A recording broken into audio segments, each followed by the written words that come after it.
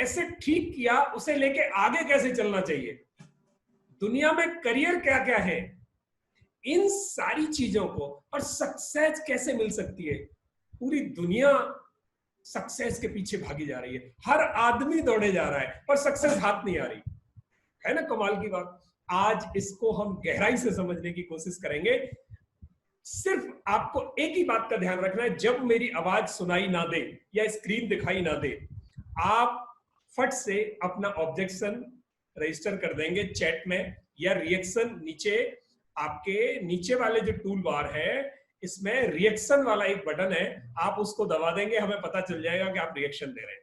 या आपको कोई क्वेश्चन पूछना है तो प्लीज कॉपी पेन साथ रखो, उसको नोट करके रखना। कोशिश करेंगे कि बीच में भी आपका आंसर दें, पर अच्छा ये होगा कि लास्ट के आधे घंटे के सेशन को हम पूरा क्वेश्चन आंसर्स में रखें। पर अगर किसी बच्चे को या आपको कोई ऐसा लगता है कि इसी टॉपिक से रिलेटेड कोई ऐसा सवाल आपका है, कोई क्वेश्चन आपका है जो अभी पूछा जाए, तो आप पूछ सकते हैं। तो आज शुरू करने से पहले मैं आपको ये पूछना चाहता हूं कि अभी तक करियर के बारे में हम क्या जानते हैं। तो जिन जिन को कुछ भी पता है कि करियर क्या होता है, वो प्लीज आप अपने कमेंट सेक्शन में, चैट सेक्शन में लिख दो। पूरा सेंटेंस फॉर्म करने की जरूरत नहीं है, जैसा आता है लिख दो, हिंदी, इंग्लिश, जैसी भाषा में आप लिखना चाहते हो प्लीज लिख दो।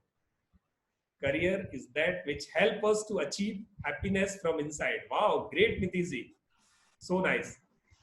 नीतीश जी आपको क्लैपिंग है, बहुत अच्छा सेंटेंस आपने लिखा है। Yes, come on. बाकी सारे आपने इसका एड देखा हो तो उसमें लिखा था यह एक इंटरैक्टिव वेबिनार होगा, रादर ये लिखा था एक ऑनलाइन इंटरैक्टिव वर्कशॉप होगा। तो this is not a webinar only, सिर्फ मैं बोलूं आप सुनो ये नहीं है, मजा नहीं आएगा, आप भूल जाओगे शाम तक मैंने क्या बोला।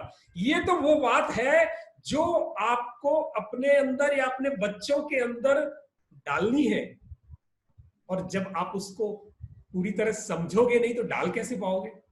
तो हमारा पहला क्वेश्चन था कि करियर क्या होता है। मुझे कुछ कमेंट्स लिखकर आए कि करियर होता है जिससे जिंदगी में खुशियां आए, जिससे इनकम हो, लिविंग्स जनरेट हो, मॉनेटरी गेन हो, लिवलीहुड हो। सबसे पहला आज का टेक अवे ये होगा कि हम ये समझ लें कि करियर क्या होता है, ये कैसा होता है, जिंदगी में इसके क्या मतलब है, what does it mean for us, क्या इंपॉर्टेंस है, क्या सिग्निफिकेंस है हमारे लिए इसका। तो हम उस करियर की बात अब आपको करने जा रहे हैं। तो आपने देखा होगा कि आसपास जितने भी लोग हैं वो सारे लोग कुछ ना कुछ काम करते हैं, हम भी करते हैं, यानी अगर हम बड़े हैं तो हम भी कुछ काम करते हैं। हमारे घर में जितने भी लोग हैं वो कुछ ना कुछ काम कर रहे होते हैं, परिवार के लोग, समाज के लोग, हर आदमी कोई ना कोई काम कर रहा होता है। पर उनमें से ज्यादातर लोग ऐसे हैं जो पूरी जिंदगी और या जिंदगी में लंबे समय तक एक तरह का एक ही काम करते हैं।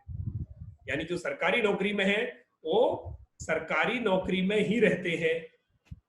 अच्छा, जो पायलट है वो पायलट ही होगा, पायलट वकील नहीं बन सकता, और लॉयर पायलट नहीं बनता, बन सकते हैं, बनते नहीं है। टीचर है वो इंजीनियर नहीं है, इंजीनियर है वो टीचर नहीं है।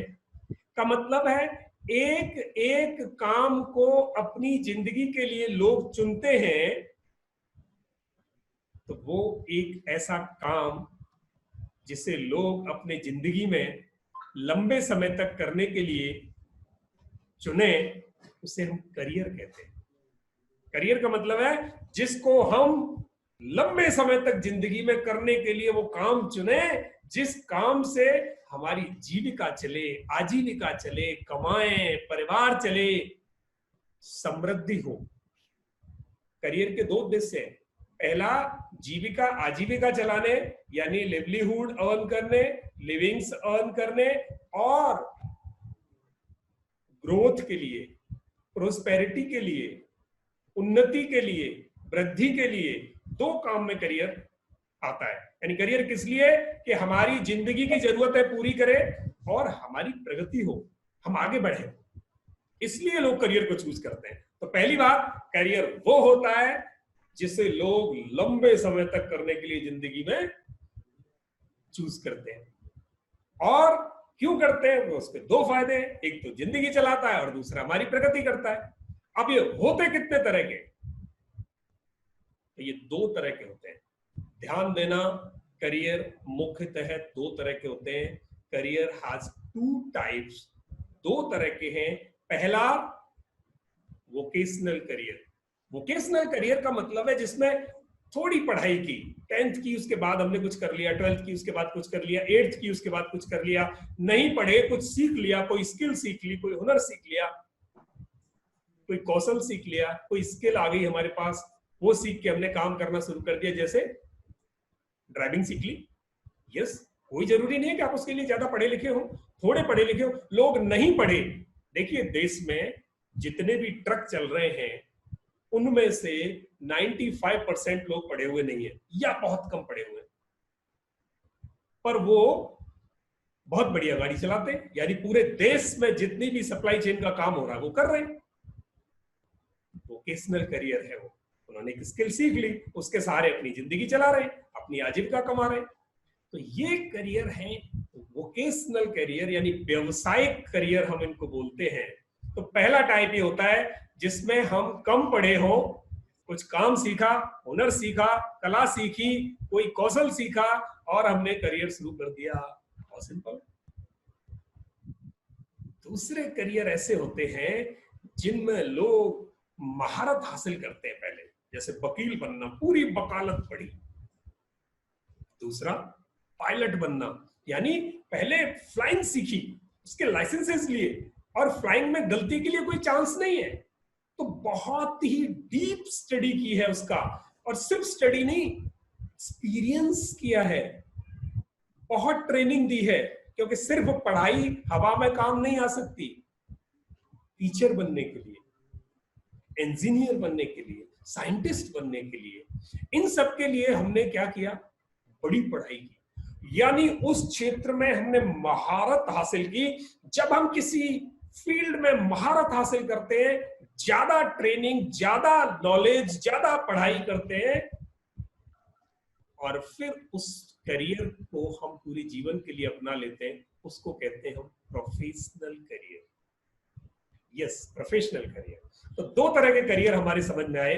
करियर होता क्या है, उसके फायदे क्या है, दो, वो कितने तरह का होता है? दो तरह का, सिंपल, वोकेशनल और प्रोफेशनल। आई थिंक मेरी आवाज सबको आ रही है? ग्रेट। सो अभी किसी ने लिखा चैट में कि long term goals for living, long term goals for living, थोड़ा सा मैचिंग है। गुड, महबूब खान जी ने लिखा है, you can say this, but career एक अपना ही एक ही गोल होता है, ये गोल्स नहीं है। करियर अपने आप में एक पाथवे है। Career is a pathway and goal is destination, दोनों में फर्क है। करियर आपका पाथवे है, लक्ष्य आपकी मंजिल है, तो करियर आपकी मंजिल नहीं है, करियर तो आपका रास्ता है, आपका हाईवे है जिस पे आपको दौड़ना है। जिंदगी चलाने के लिए, जिंदगी को किसी मंजिल पे, किसी मकसद पे पहुंचाने के लिए आपको जिस हाईवे का, जिस पाथवे का अपने लिए सिलेक्शन करना है, चूज करना है, चयन करना है, तय करना है, सोचना है, अपना लेना है, उस रास्ते को बोलते हैं आपका करियर। तो गोल्स और करियर में थोड़ा डिफरेंस है, आज प्लीज इसको डिफरेंशिएट करें। अगर आपको ये बात यहां तक समझ में आ गई हो तो मैं आगे चलूं? यस लिख दें कोई। ग्रेट महबूब खान जी, बहुत अच्छा है। तो सारे लोग अगर इसमें इंटरेक्शन करेंगे तो बहुत अच्छा रहेगा। आपको जो मन में आता हो प्लीज आप शेयर करते जाएं, मैं चैट देखता जा रहा हूं आपके साथ। अब आपको मैं एक बहुत इंपॉर्टेंट बात शेयर करना चाहता हूं, यानी आज इस वेबिनार का हमने क्यों आगाज किया, क्यों आपको शेयर की। एक दर्द है हमारे अंदर, एक चुभन है पूरी जिंदगी की, क्योंकि हमने ये देखा है कि इस देश में बड़े अच्छे अच्छे बच्चे और लोग जो करना चाहते हैं जिंदगी में नहीं कर पाते। एक रीजन है, एक रीजन ये है कि एक ही माँ बाप के दो बच्चे, समझना, एक ही माँ बाप के दो बच्चे, एक जैसा परिवार, वही सुविधाएं उसको मिल रही हैं, उसी स्कूल में पढ़ रहा है, वही टीचर है, वही खाना है, वही कपड़े हैं, एवरीथिंग इज सेम, बट एक सफल हो जाता है, एक फेल हो जाता है। कई केसेस में एक ज्यादा सफल हो जाता है, एक नॉर्मल लाइफ जीता है, एक खुश रहता है, एक दुखी रहता है। एक ही क्लास में 40 बच्चे पढ़ते हैं, 3 बच्चे आगे जाते हैं, 37 बच्चों की फीस बराबर आ रही होती है, हो सकता है उनके घर में सुविधाएं अच्छी हो, but they are not able to feel success in their life. Feel भी नहीं हो सकती, मिलनी तो दूर की बात है, नहीं मिलती। यानी एक स्कूल में से कुछ बच्चे पास होते हैं, एक कॉलेज में से कुछ बच्चे सक्सेस होते हैं, बाकी नहीं होते। बड़ी विडंबना है कमाल की बात। तो ये क्यों होता है ऐसा? आज इस बात पर चर्चा करने से पहले इसको बिल्कुल अंदर तक समझे हम, ऐसा क्यों होता है? ऐसा चारों तरफ हो रहा है, हमारे साथ भी हुआ है। जो हम करना चाहते थे हमें नहीं मिला, और जो मिला उसे हम चाहते नहीं थे। जो चाहते थे वो मिलेगा तो खुश होंगे, जो मिला है उसे चाहते नहीं थे इसलिए हम इसमें खुश नहीं है। हमारे पास सब कुछ है फिर भी we are not happy, because जो चाहते हैं वो अवेल नहीं कर पाए। तो ये इश्यू एड्रेस करने के लिए क्या हुआ, एक यूनिवर्सिटी ने इस पर सर्वे किया। बहुत ही इंटरेस्टिंग सा वाकया है, आप सुनोगे तो आपको बहुत अच्छा लगेगा, मजा आएगा। एक यूनिवर्सिटी ने क्या किया, उनका एक फाइनल ईयर का बैच था, प्रोफेशनल कोर्स था, जैसे एमबीए करने के बाद बाहर निकल रहे हैं। तो जो लास्ट सेमेस्टर था उनका, उस सेमेस्टर में उन्होंने कुछ रिसर्चर बिठा दिए कि रिसर्च करो कि इतनी बड़ी यूनिवर्सिटी से निकल के लोग सारे सक्सेस क्यों नहीं होते और कुछ ही क्यों सक्सेस होते हैं। तो उन्होंने उन सारे बच्चों से पूछा कि अच्छा आप बताओ कि आप का जिंदगी में गोल क्या है, क्या आप करना चाहते हो, क्या बनना चाहते हो, आप पढ़ लिए हो, ग्रेजुएशन हो गई, पोस्ट ग्रेजुएशन हो गई, now you are ready to fly to your areas, आपके जो स्पेसिफिक दायरे हैं वहां जाके आप अपनी जिंदगी के लिए अपना काम करोगे, कोई बिजनेस करेगा, कोई नौकरी करेगा, तो आप क्या करने वाले हो, what are your plans for your life. Frequent connectivity problem है, तो आई एम गोइंग टू, मैंने अपना वीडियो क्लोज किया, अभी आपको शायद कनेक्टिविटी इश्यू नहीं आएगा, उतना आए तो प्लीज बताना मुझे सोनाली में।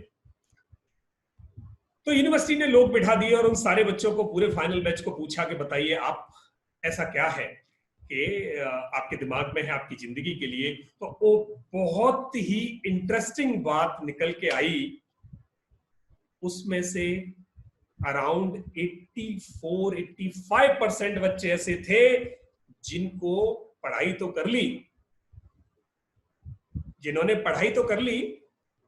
मुझे लिखा है यूज माउस टू पॉइंट, अभी मैंने पॉइंट करने के लिए कुछ भी किया नहीं है, मैं सिर्फ अभी आपको बता रहा हूं कि ये कितना इंपॉर्टेंट है। तो उन्होंने पता कि 85%, आप समझना 85% बच्चों को नहीं पता, फाइनल ईयर के बच्चों को, कि जिंदगी में करना क्या है, मेरी जिंदगी के गोल क्या है, मेरा लक्ष्य क्या है, मुझे जाना कहाँ है, करना क्या है। कुछ परसेंटेज थी, अराउंड 12-13%, उन बच्चों को पता था करना क्या है, तो उन्होंने आसानी से बता दिया कि हमें ये करना है जिंदगी। अब ये बच्चे वहां से फाइनल करके चले गए, समझना आप, फाइनल करके जब ये चले गए, पूरे 10 साल बाद इस यूनिवर्सिटी ने फिर उस रिसर्च को ओपन किया कि अब पता लगाया जाए कि वो बच्चे क्या कर रहे हैं। जब वो पता लगाया तो आंखें खोलने वाली बात सामने आई कि जो 12-13% बच्चे थे वो उन 85% बच्चों से कहीं ज्यादा सक्सेस थे, बहुत कमा रहे थे, बहुत ऊपर पहुंच चुके थे। ये 85% में मेजोरिटी में बच्चे परेशान थे, रादर उनके पास रिसोर्सेज अवेलेबल थे, अच्छी जिंदगी जीने के लिए, but they were not happy what ever they had with them. यानी उनके पास जो था उससे वो खुश नहीं थे, 13% खुश थे और उनसे कई गुना ज्यादा अच्छा जिंदगी में कर रहे थे। बड़ी कमाल की बात थी। फिर उन्होंने वो पता लगाया कि ये जो 12-13% और 85 कितना हुआ, अराउंड 97-98, अभी 2-3% बच्चे और बचे जो उन्होंने सीक्रेटली उनका रखा था।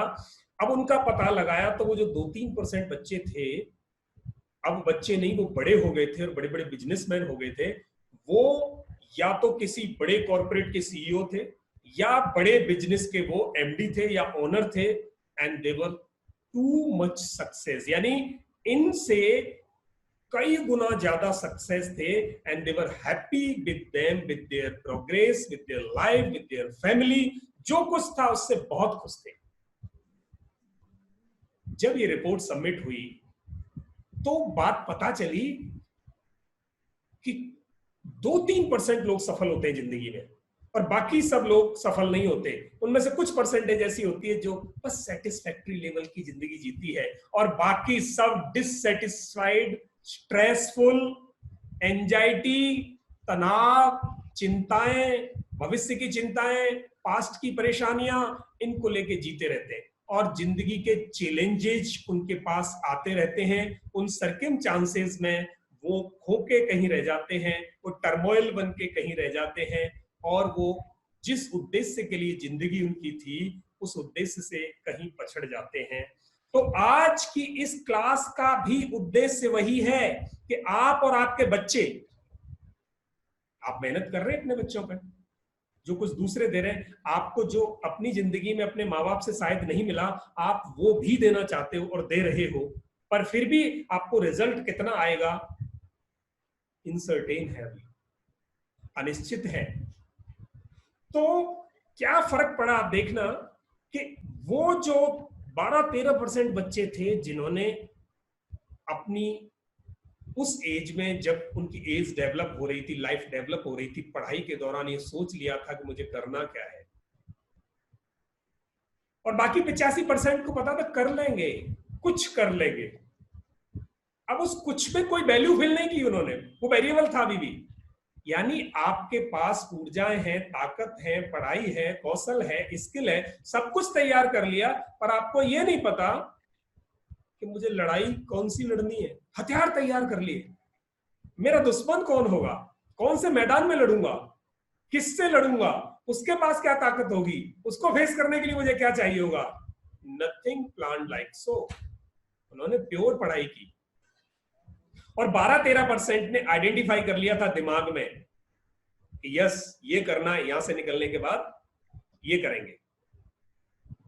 तो उनकी सक्सेस 85% से ऊपर थी। पर वो जो 2-3% थे उनका क्या हुआ?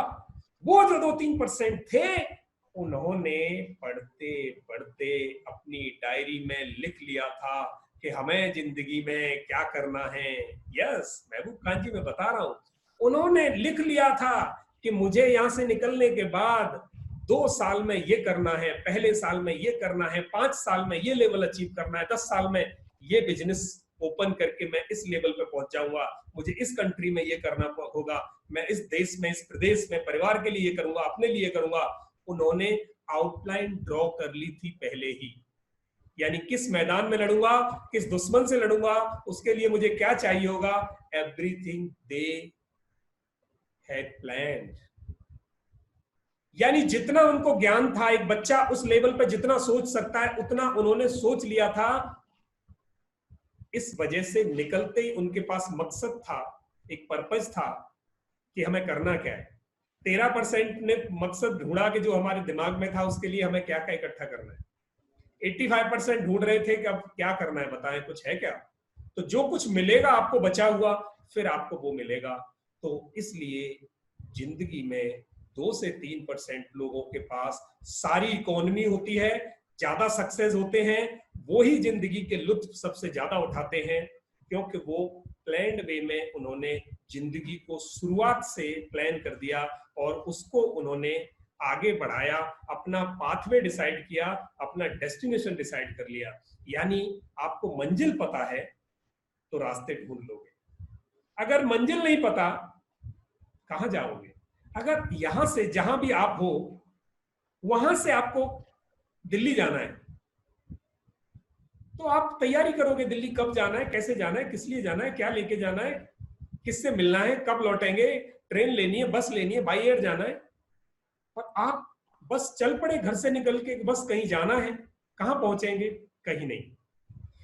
एग्जैक्टली यही बात जिंदगी पर लागू होती है, एग्जैक्टली यही बात कि अगर पता है कहां जाना है तो आपकी एनर्जी, टाइम, एबिलिटीज, विजडम सब एक डायरेक्शन में काम करेगा। और पता ही नहीं तो किधर काम करेगा? वो डिस्क्रीट हो जाएगा, फैल जाएगा। तो ये बात करियर के विषय में बहुत गूढ़ बात है। और ये एक सूत्र मैंने आपको बताया कि जिंदगी में सफल होने का और सफल ना होने का दोनों के बीच में जो एक डिफरेंस है वो हेयर लाइन डिफरेंस है। और इस हेयर लाइन डिफरेंस को 85% लोग क्रॉस नहीं कर पाते। 85% के आसपास लोग क्रॉस नहीं कर पाते। अब आज की ये क्लास आपको ये इंसाइट दे रही है कि कैसे आप 85 से 15 में आ जाओ। 2-3% में आओगे नहीं आओगे ये आपके ऊपर डिपेंड करता है। पर अगर आज आपने ये क्लास एंड तक सुनी तो आप 85 से जंप करके 15 में आने लायक तो हो सकते हो अगर आप चाहो तो। अब आपको पता चला कि ये कितने इंपॉर्टेंट है जिंदगी में सफल होने के लिए। तो आइए अब हम आगे बढ़ते हैं कि हमारी इस कंट्री में प्रॉब्लम्स क्या है। कंट्री की बात मैं इसलिए कर रहा हूं कि मैंने कंट्री को घूम के पूरा देखा है और बाकी जब इसको कंपेयर किया है दूसरी कंट्रीज के साथ तो पता चला कि हमारे यहाँ लोग सारे सक्सेस नहीं होते, सारे खुश नहीं होते, बाकी जगह खुश होते हैं या परसेंटेज ज्यादा है। क्यों? तो आइए मैं आपको उसका रीजन देता हूं।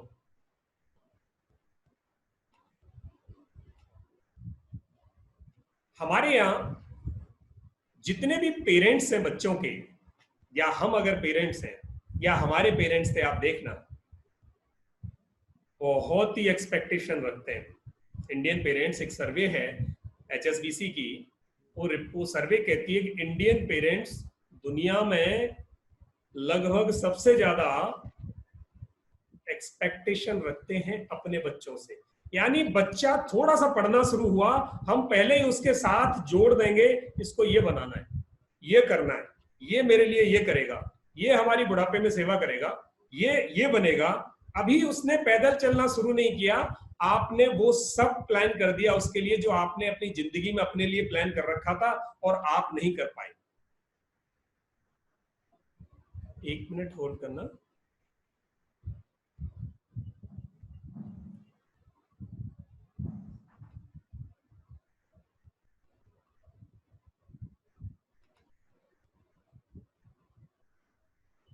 अभी महबूब खान जी आपको विजिबल है?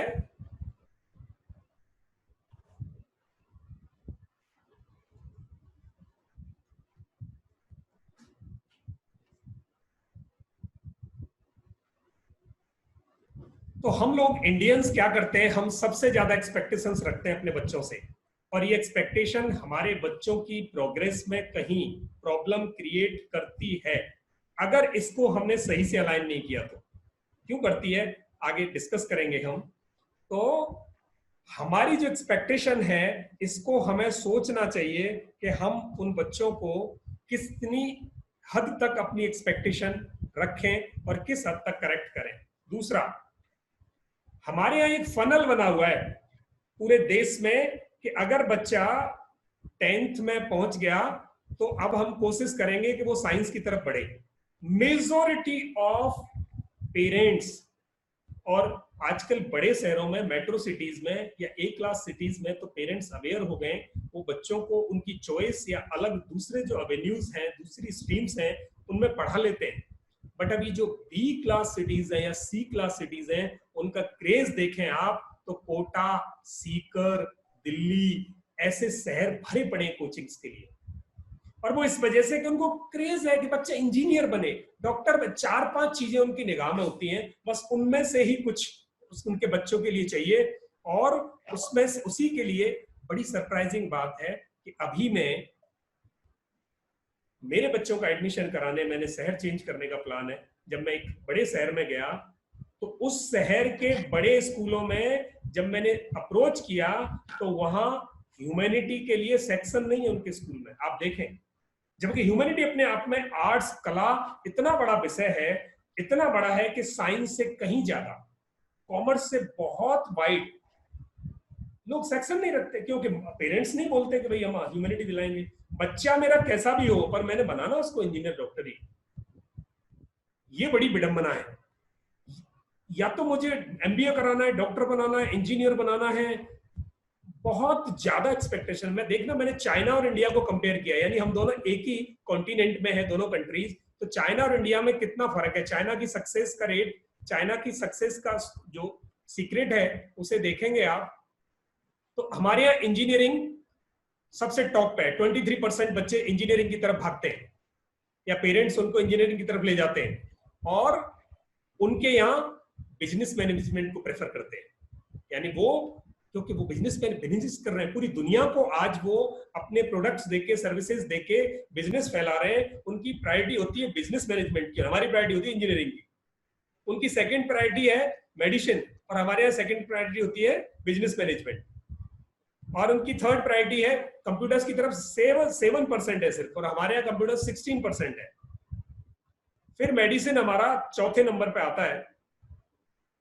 लॉ में हमारे यहाँ 2% बच्चे जाते हैं, और सिविल में उससे भी कम, यानी 1% के आसपास सिविल देते हैं। 8 लाख के करीब बच्चे सिविल में बैठते हैं। और मैंने अभी कुछ ऐसे स्टेट्स में बच्चों को काउंसिल किया है, उनका गाइडेंस किया है कि जहां एकेडमिक परफॉर्मेंस बहुत लो है और वहां बच्चों का जो रीजनिंग एबिलिटी है, सोच सकती है, वो विकसित नहीं हुई है, होने के चांस भी नहीं लगते जिस एरिया में वो बच्चे पढ़ रहे हैं। और उनमें से पूरे के पूरे बच्चे, मेजोरिटी 40 में से 30 बच्चे कहते हैं हम आईएएस बनेंगे। तो मुझे बड़ा दुख हुआ कि यही बात ये इनके माँ बाप और ये सोच के बैठे हैं पर परफॉर्म नहीं कर रहे। जिस दिन रिजल्ट होगा उस दिन अगर इनके हाथ में कुछ नहीं आया तो कितनी फ्रस्ट्रेशन इनको होगी। उसका एग्जाम्पल मैं आपको दूं, लेटेस्ट एक बच्चा मेरे पास अभी ऐसा है कि जिसने एक्सपेक्ट कर लिया और एक्सपेक्ट करने के बाद वो अचीव नहीं कर पाया, और अभी बड़ी मुश्किल से उसको सुसाइड से बचाया जा सकता है, बड़ी मुश्किल से। ये एक केस नहीं है, सैकड़ों केस हैं, डेली हमारे पास ये केसेस आते हैं। तो दूसरा इशू है सब्जेक्ट चॉइसेस। तीसरा इशू हमारे यहाँ बच्चों पे एक्स्ट्रा बर्डन। हम अपने बच्चों पे, इंडिया में 81% पेरेंट्स ट्यूशन के लिए भेजना पसंद करते हैं बच्चों को। वो समझते हैं कि स्कूल से आया तो इसको खाना खिला के ट्यूशन भेजो, बस इसको कैसे ही कंपटीशन में आगे रखना है। देखना ऑपरेटिव्स कितने लगा रहे हैं हम एक बच्चे पे, ऑपरेटिव ही ऑपरेटिव लगा रहे हैं, पहले स्कूल लगाया फिर ट्यूशन लगाया। वहीं बाकी दूसरी कंट्रीज में ये वो हमसे पीछे है, यानी वो इतने ट्यूशन पे ज्यादा स्ट्रेस नहीं करते। पेरेंटल प्रेशर बहुत है, पेरेंटल प्रेशर इतना है बच्चों पे, सारे दिन बच्चों के साथ पढ़ो पढ़ो पढ़ो पढ़ो पढ़ो। आप देखते होंगे, मैं ये कहता हूं कि ये गलत नहीं है पर उसकी एक लिमिट है। आप उसकी कोई लिमिट तो देखें कहां है। Next, fascination. हमारे यहाँ, मैं ये आपको प्रॉब्लम्स बता रहा हूं कि हमारे इंडिया में कल्चर कैसा है सक्सेस होने का। यानी जो प्रॉब्लम शुरू से ही शुरू हो जाती हैं, पहले उनको समझ लें, फिर सुधारना क्या होगा वो हम डिस्कस करेंगे। तो ये पहले जो प्रॉब्लम है, इनमें से आप, मैं समझता हूं कि इनमें से सहमत होंगे मुझसे, क्योंकि ये मैंने रिसर्च पे निकाली है। जो प्रैक्टिकल प्रॉब्लम है समाज की वो सामने ला रहा हूं मैं आपके। अब फैसिनेशन है, जैसे मेरे परिवार में से अगर कोई बच्चा आईएएस चला गया तो अब मेरे परिवार के सारे बच्चों पर प्रेशर आ जाता है कि आईएएस की तैयारी करो। अगर गांव में से कोई पटवारी लग जाए तो सारे गांव के बच्चों को पटवारी बनाने की कोशिश शुरू हो जाती है। आप देखें, फैसिनेशन है। यस, अब आप कहेंगे इसमें बुरा क्या है? यस, मैं बताऊंगा इसमें बुरा क्या है। एक्सपर्ट गाइडेंस नहीं है। हम किसी एक्सपर्ट को पूछते ही नहीं है इस बात का कि हमारा बच्चा क्या बन सकता है या मैं क्या बन सकता हूं या मुझे क्या करना चाहिए जिंदगी में। और उसका जो आउटकम है वो आप देखें, वो ये है कि हमारे देश में आईएएस आईपीएस यानी सिविल सर्विसेज के लिए 1000 पोस्ट होती हैं एक बार में, 8 लाख बच्चे बैठते हैं। अब हर बच्चा जो जाता है वो कहीं ना कहीं अपने आसपास के बच्चों में से होशियार होता है, तभी तो उसको कहते हैं कि तू आईएएस दे सकता है, होशियार है, वो खुद भी समझता है। पर उसे अपने आप को प्रूव करके एक सीट अचीव करने के लिए 800 बच्चे पछाड़ने पड़ेंगे। यानी एक सीट के लिए 800 बच्चे तैयारी कर रहे हैं। अगर आपने एक्स ने तैयारी कर ली 799 से ज्यादा अच्छी, तो सीट का हकदार वो होगा। और अगर बाकी के 799 में से किसी ने उससे भी ज्यादा अच्छी कर ली, तो सीट का हकदार वो होगा। आप मानते हैं इसमें तो कोई भाग्य नहीं चल सकता। जो मेहनत कर रहे हैं 800 में से जो श्रेष्ठ होगा वो आगे चला जाएगा, और बाकी 799 का क्या हाल होगा? Frustration, retest. रीटेस्ट में भी फिर परसेंटेज कम हो जाएगी, क्योंकि उस साल के पास आउट बच्चे और ऐड हो जाएंगे, फिर परसेंटेज डाउन होगी, तो फिर उसमें से मेजोरिटी में बच्चे वापस आ जाएंगे। फ्रस्ट्रेशन, और ये फ्रस्ट्रेशन एक दिन की नहीं है, पूरी जिंदगी रहने वाली है। जब जब किसी आईएएस आईपीएस को वो निकलते हुए देखेंगे, उसके सामने से जाएंगे, उनके अंदर उनकी एनर्जी डाउन हो जाएगी, उनको एंगर आ जाएगा, उनको कॉम्प्लेक्स आ जाएगा, हीन भावना आएगी। और वो कारण क्या होगा? क्योंकि हमने बचपन में उनके दिमाग में जहर भर दिया था कि आप सिर्फ आईएएस बन सकते हो। आपने सिर्फ कह दिया और नहीं भी सक्सेस हुआ, तो आप देखना उस बच्चे के दिमाग पर सारी उम्र रहने वाला है, पूरे जीवन। और आप समझ सकते हो, आप अपने अंदर झांक के देखो कि जो कुछ आप बनना चाहते थे, अगर आप नहीं बने, तो वो टीस आज तक आपके दिल में है। और ये टीस कई बार जो ज्यादा लाड़ प्यार में बच्चे पलते हैं, उस टीस को नहीं झेल पाते, और वो बच्चे स्ट्रेस, डिप्रेशन का शिकार होते हैं, अवसाद का शिकार हो जाते हैं, और इससे भी आगे तक चले जाते हैं, जिसको कि मैं आपको आगे बताऊंगा। वहीं अगर कोई मेडिकल में जा रहा है, डॉक्टर बनना है, तो डॉक्टर की पूरे देश में अभी 76,900 अप्रोक्स सीट है, 76,000 के करीब सीट है। और इस साल जो बच्चे हर 6 महीने में 15 लाख बच्चे टेस्ट में बैठ रहे हैं। अब 15 लाख में से 75,000, 75,000 का मतलब है 20 बच्चों में से एक बच्चा आगे जाएगा, बाकी 19 बच्चे क्या करेंगे? सबने कोचिंग की, सबने तैयारी की, फिर वो पीछे जाएंगे। अब आपको समझ में आ रहा होगा कि करियर की जरूरत, करियर को डिसाइड करने की जरूरत क्या है। वो 19 बच्चे क्या करेंगे? उन्होंने भी डॉक्टर ही सोच रखा था, पर नहीं मिला तो क्या होगा? उनकी सारी जिंदगी मन में टीस बैठने वाली है। वहीं अगर इंजीनियरिंग में जाना है, तो इंजीनियरिंग में जो टॉप क्लास की सीट है वो 40,000 के आसपास है पूरी कंट्री में। अगर मैं आईआईटी पूरा 23, IIT, NIT, triple IT, GFTI सबको इकट्ठा कर दूं, तो 40,000 के आसपास सीट है इनकी। और हमारे बच्चे कितने बैठेंगे? इस साल करीब 14 लाख बच्चे बैठे, साल में 2 बार बैठ रहे हैं, उनके साथ भी यही हालत है। लॉ में 2300 सीट है, जो अभी शायद 2500 के आसपास हो गई है, और उसमें भी 50,000 से ज्यादा लोग पार्टिसिपेट करते हैं। सीए में 9,000 के करीब ऑन एवरेज क्वालिफाई करते हैं। और हम इन्हीं की तरफ, इन्हीं 4-5 ऑप्शंस की तरफ बच्चों को भेजते हैं, तो इन पाथवेज पे कितनी भीड़ होती है, और उस बच्चे के लिए कितना बड़ा कंपटीशन होता है कि अगर बच्चा जीत गया तो जीतने के बाद भी स्ट्रेस है, और अगर नहीं जीत पाया तो लौटने के बाद भी स्ट्रेस है। यानी जिंदगी दोनों ही स्ट्रेसफुल रहने वाली है। तो हमें क्या करना चाहिए? अब हमें समझ में आया कि हमें अपने बच्चों को किस तरीके से आगे बढ़ाना चाहिए। ये समझने से पहले ये समझ गए कि बच्चों के साथ क्या हो रहा है। ये बच्चे फूल की तरह है, अभी अभी इन्होंने खिलना शुरू किया है, और आपने इन पर इतना बोझ दिया, ये इसको झेल पाएंगे कि नहीं झेल पाएंगे?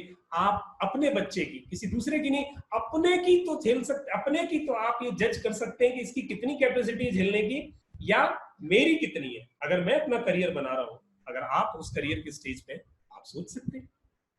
तो अब इसका रिजल्ट क्या है, मैं बहुत जल्दी जल्दी आपको बताऊंगा इसके रिजल्ट क्या है। इसके रिजल्ट ये है कि बच्चा इंटरेस्ट लूज कर देता है। यानी जो बच्चा जिसका सिलेक्शन नहीं हुआ, अब वो क्या करेगा? अब वो करेगा जो उसको मिलेगा। जो चाहता था वो तो मिला नहीं, और जो मिला उसे वो चाहता नहीं। तो जिस चीज को चाहते नहीं उसे वो कैसे पढ़ेंगे 6 घंटे? आप सोच सकते? नहीं पढ़ेंगे। यानी जो काम आपको पसंद नहीं है उसको कैसे करोगे आप 8 घंटे? अब आप समझें कि जितने भी लोग ये कहते हैं, आप पूछते हैं कि क्या हाल है आपके, बहुत बेकार है, घर में बैठे। क्या हाल है, काम खराब चल रहा है। क्या हाल है, जिंदगी कट रही है। क्या हाल है, बहुत बड़ी पॉलिटिक्स है हमारे यहाँ। ये लाइन ही खराब है। क्यों पता है? क्योंकि आपको एक मिनट भी इंटरेस्ट नहीं है, आपको मजा ही नहीं आता अपने काम में या पढ़ने में। जब आपको पढ़ने में इंटरेस्ट नहीं है, काम में मजा नहीं आता, जो काम पसंद नहीं, जो पढ़ाई पसंद नहीं, उसी काम को रोज करो, 8-8 घंटे करो, कितना स्ट्रेस होने वाला है आपकी लाइफ में, आपने सोचा भी नहीं होगा। तो आपने तो अपनी जिंदगी शायद जी ली हो, आपको जो मिल गया वो कर रहे हो, पर आने वाली पीढ़ी को तो थोड़ा उन्मुक्त सोचने दो, उन्हें अपने मंजिल तलाशने दो, उन्हें उनकी मंजिल में सहयोग करो। और उस सहयोग से आप माँ बाप हैं, आप अच्छा सोचते हैं उनका, पर अब अच्छा सोचने के मायने बदल रहे हैं इस युग में। यानी सिर्फ आप उनको बड़ा बनाना चाहते हो तो प्लीज रुको, उनको मजबूत सशक्त बनाओ, मजबूत सशक्त। क्योंकि जिंदगी में अब चैलेंजेस ज्यादा है, पहली वाली पीढ़ी से अगली पीढ़ी में चैलेंजेस ज्यादा है। उन चैलेंजेस के लिए उसको तैयार करो, तो वो इंटरेस्ट यूज करता है। करियर गोल्स नहीं होते, डिप्रेशन एंजाइटी होती है, और वो इस लेवल की होती है कि कई बार बच्चा सुसाइड कर जाता है। आई एम सॉरी टू से दिस वर्ड। इस देश में हर 1 मिनट में एक बच्चा, 1 घंटे में 55 बच्चे सुसाइड कर रहे हैं, और उसमें से मेजोरिटी में वो बच्चे हैं जो करना चाहते हैं वो मिला नहीं। इंडिया वर्ल्ड का सुसाइड कैपिटल बन चुका है हब बन और गया है, हब। और अब जहां है। जहां ये और कोचिंग वाले शहर हैं, वहां इतना बुरा हाल है कि आप सोच नहीं सकते। आपके स्कूल में आपका बच्चा मजबूत हो सकता है, आपके स्कूल में आपका बच्चा तेज हो सकता है, आपके स्कूल में आपका बच्चा टॉपर हो सकता है, पर वही टॉपर बच्चा जब उन टॉपर घोड़ों के बीच में जाता है तो वह समझता है मैं तो पीछे रह गया, ये मेरे से आगे हैं। और वहां शुरू होता है टेंशन और स्ट्रेस का दौर। और वहां कोचिंग पे जाने के बाद उसे समझाने वाला कोई नहीं होता, क्योंकि आपने कहीं से कर्ज लेके पैसा इकट्ठा करके कोचिंग की फीस भरी होती है। तो वो बच्चा आपको ये नहीं कह सकता कि मैं नहीं चल सकता, मैं नहीं कर सकता ये, क्योंकि आपने बहुत उम्मीद बांध के उसको वहां भेजा है। और वो बच्चा क्या करे, उसके पास कोई भविष्य की इमेज नहीं होती। और जब भविष्य की इमेज नहीं होती तो साइकोलॉजी कहती है बच्चा अपनी जिंदगी या इंसान अपनी जिंदगी को खत्म करने को आ जाता है। जिंदगी सबको प्यारी होती है, पर खत्म तभी करते हैं लोग जब उनके पास भविष्य खत्म हो चुका होता है। तो आप अपने बच्चों को भविष्य की सीढ़ियां दिखाओ, भविष्य दिखाओ, एक से अधिक दिखाओ, ताकि बच्चे जिंदगी में चयन करना सीखें, मजबूती से आगे बढ़ना सीखें, एक रास्ते पर जाएं, अपना सर्वस्व लगाएं उस रास्ते को पाने के लिए। पर बाय द वे उनसे ज्यादा मेहनत करके कोई और उस रास्ते को अचीव कर जाए, उस सीट को ले जाए, तो कोई गम नहीं, उसने मेरे से ज्यादा मेहनत की है, मैं दूसरा रास्ता ले लेता हूं। ये करियर गाइडेंस का, ये करियर काउंसलिंग का फर्क है। आज एम्प्लॉयमेंट, जॉब, आज हम रोजगार के लिए भटक रहे हैं।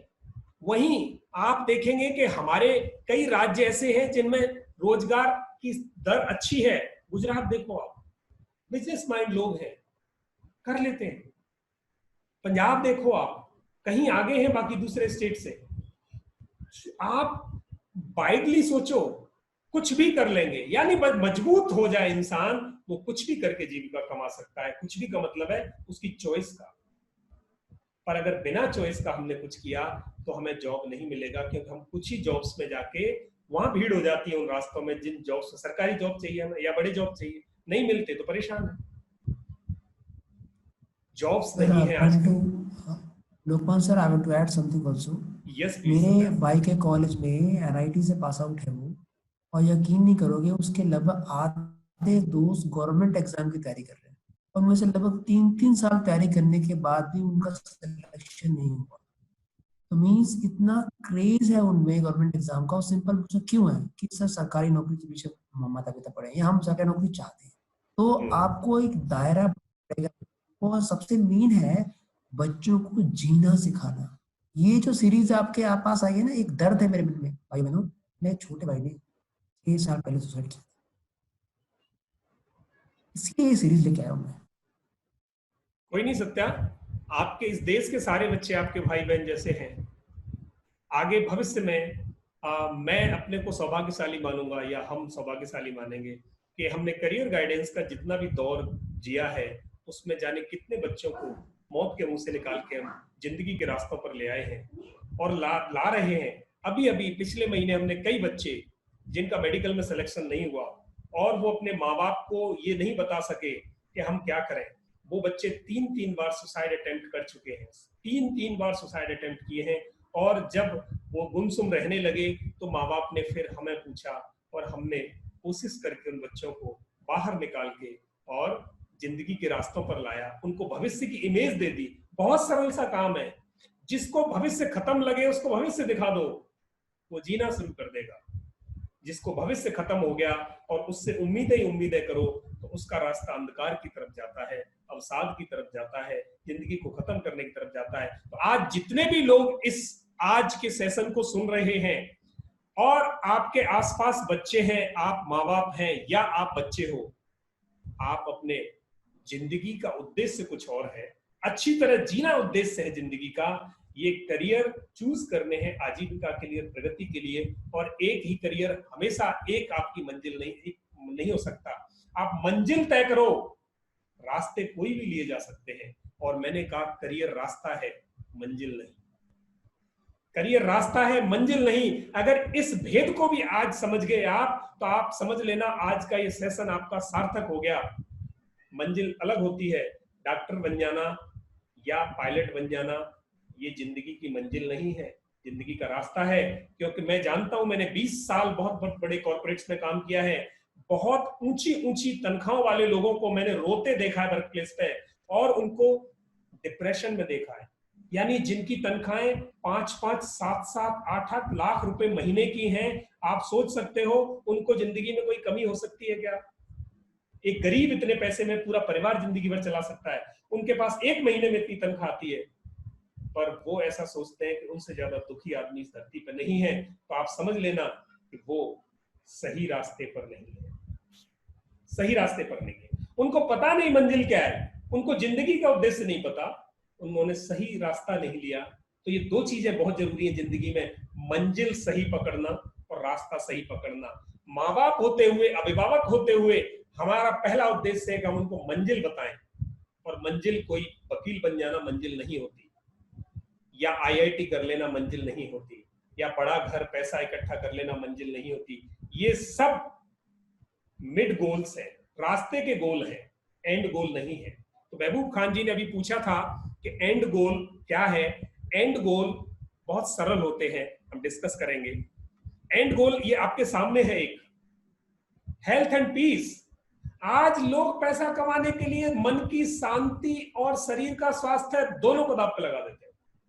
और होता यह है, बड़े बड़े अच्छे पदों पर कमाने वाले लोग, बड़े अच्छे अच्छे बिजनेसमैन, 40-45 साल की उम्र में शरीर में कोई बड़ा एक रोग, diabetes, cancer, blood pressure, brain haemorrhage, इनमें से कोई एक समस्या, पैरालिसिस पाल लेते हैं। 50 पार होते होते इनमें से कुछ ना कुछ शरीर में आ जाता है। उसके बाद जिंदगी का लुत्फ उठाना खत्म, मन की शांति खत्म। वो जो धन आपने कमाया था वो आपके दूसरे लोगों के लिए इकट्ठा होकर वो काम आता है, आपके लिए नहीं। और आपके लिए आता है तो सिर्फ इलाज के लिए, आप खा पहन नहीं सकते उसको, क्योंकि आपके खाने पहनने पे बहुत कम खर्च होता है। आपको तो जिंदगी खुशी से बितानी थी और वो खुशियां कहीं आपसे दूर हो जाती हैं। तो ये एंड गोल है कि जिंदगी में शांति चाहिए, जिंदगी में स्वास्थ्य चाहिए, जिंदगी में मस्ती चाहिए, जिंदगी में खुशी चाहिए। और वो जिस तरीके का माहौल करियर और लाइफ के गोल डिसाइड हम कर रहे हैं, हमारे बच्चे कर रहे हैं, उससे नहीं आ रहा, वो कहीं पछड़ रहे हैं, हेल्थ उनकी डाउन हो रही है और उनको पीस ऑफ माइंड तो है ही नहीं। पीस ऑफ माइंड तो इतना पीछे है कि अगर किसी की बाइक किसी के पैर से टकरा जाए तो वहां झगड़ा हो जाता है। क्या बड़ी बात है, रोड पे गाड़ियां चल रही हैं तो होगा, और वहां लड़ बैठते हैं। पीस ऑफ माइंड नहीं है, सबके अंदर एंगर पनपा पड़ा है, क्योंकि सबको वो नहीं मिल रहा जो चाह रहे हैं, और जो है वो चाह नहीं रहे। तो सक्सेस क्या होती है? सक्सेस नहीं मिल रही है। अब सक्सेस होती क्या है? आज का ये तीसरा टेक अवे आपका, आधा सेशन हम पूरा कर चुके हैं, और अब मैं आपसे ये सवाल पूछूंगा कि आपके हिसाब से सक्सेस क्या है? प्लीज डिफाइन सक्सेस क्या है। जितने लोग मेरे को सुन रहे हैं, इससे सरल सवाल नहीं हो सकता। मैं उम्मीद करता हूं कि करियर आपकी समझ में आया होगा, और करियर डिसाइड करने में जो जो प्रॉब्लम्स हम आजकल फेस कर रहे हैं, हमारे बच्चे फेस कर रहे हैं, वो सारी की सारी लगभग मैंने आपको डिस्कस की हैं। इसके बाद अब हम डिस्कस करने वाले हैं कि जिंदगी में सफलता क्या होती है। तो अब आप प्लीज लिख के बताएं कि सफलता क्या मैं होती है। सबसे अनुरोध करूंगा, आप सब टाइप करें। ये सबसे सरल सवाल है, पर जिंदगी का सबसे अहम सवाल है कि सफलता किसे कहते हैं। ये कोई सरल सवाल नहीं, सबसे अहम सवाल है, पर इस सरल सवाल का भी लोग जवाब नहीं ढूंढ पाते। तो मैं सबसे आशा करूंगा कि सब लिखें कि उनके लिए सफलता के मायने क्या है। क्या सफलता को रिलेट कर पाते हो? क्या दूसरा ज्यादा अमीर है वो सफलता है? क्या पद पाना सफलता है? क्या जिंदगी में जीना सफलता है? संतुष्टि सफलता है? आपके सफलता के जो आप सफलता को पैमाना मानते हैं, वही पैमाना आपके बच्चों पे जाता है। बहुत जरूरी है हमारे लिए कि सफलता की प्रॉपर डेफिनेशन हम सब बच्चों के साथ सुबह से शेयर कर लेंगे। लाइफ स्किल्स होती क्या है, ये जब तक बच्चे आते हैं वो सफलता के पैमाने आप में नहीं ढूंढते, सफलता के पैमाने ढूंढते हैं बाहर की दुनिया में। तो सफलता बहुत इंपॉर्टेंट है, पर इस सरल से सवाल का बच्चों के साथ मिल बैठ के डिस्कस करना बहुत जरूरी है। बच्चों को समझ नहीं। मैं चाहूंगा हर आदमी इसमें कंट्रीब्यूट करे। देखो, आपको ये छोटी छोटी बात है, आपको जो आता हो प्लीज। यहाँ हम एक दूसरे को कोई नहीं जानता, ना ही हमें ऐसा कोई फील होगा कि आपको ये नहीं आ रहा है, आपने गलत लिख दिया। छोड़ो सर, जो मुझे आता है, मैं आपको नहीं जानता, आप मुझे नहीं जानते। आप लिखो, जो आपके अंदर है उसको खोलो। Success is to achieve the goals. Very good, बहुत अच्छा लिखा सुचिता जी ने। Success is internal satisfaction and happiness. बहुत अच्छा लिखा, बहुत बढ़िया। बहुत अच्छा, बहुत बढ़िया लिख रहे हैं। मेक पीपल हैप्पी सक्सेस है। यस। और अभी हम 53 लोग हैं, 53 लोगों में सिर्फ 3 लोग पार्टिसिपेट कर रहे हैं। मैं चाहूंगा सब करें प्लीज, सब करें प्लीज, अपना अपना व्यू पॉइंट दें। आप सफलता को क्या मानते हो अपनी जिंदगी में? क्योंकि अगर आपने आज ये नहीं बताया तो कहीं ना कहीं आपको मैं वो नहीं समझा सकता जो आप समझना चाहते हैं। आपका मैं देखना चाहता हूं आप क्या सफलता के मीनिंग है, माने क्या है आपके लिए। सफलता is achievement in their careers. बहुत अच्छा।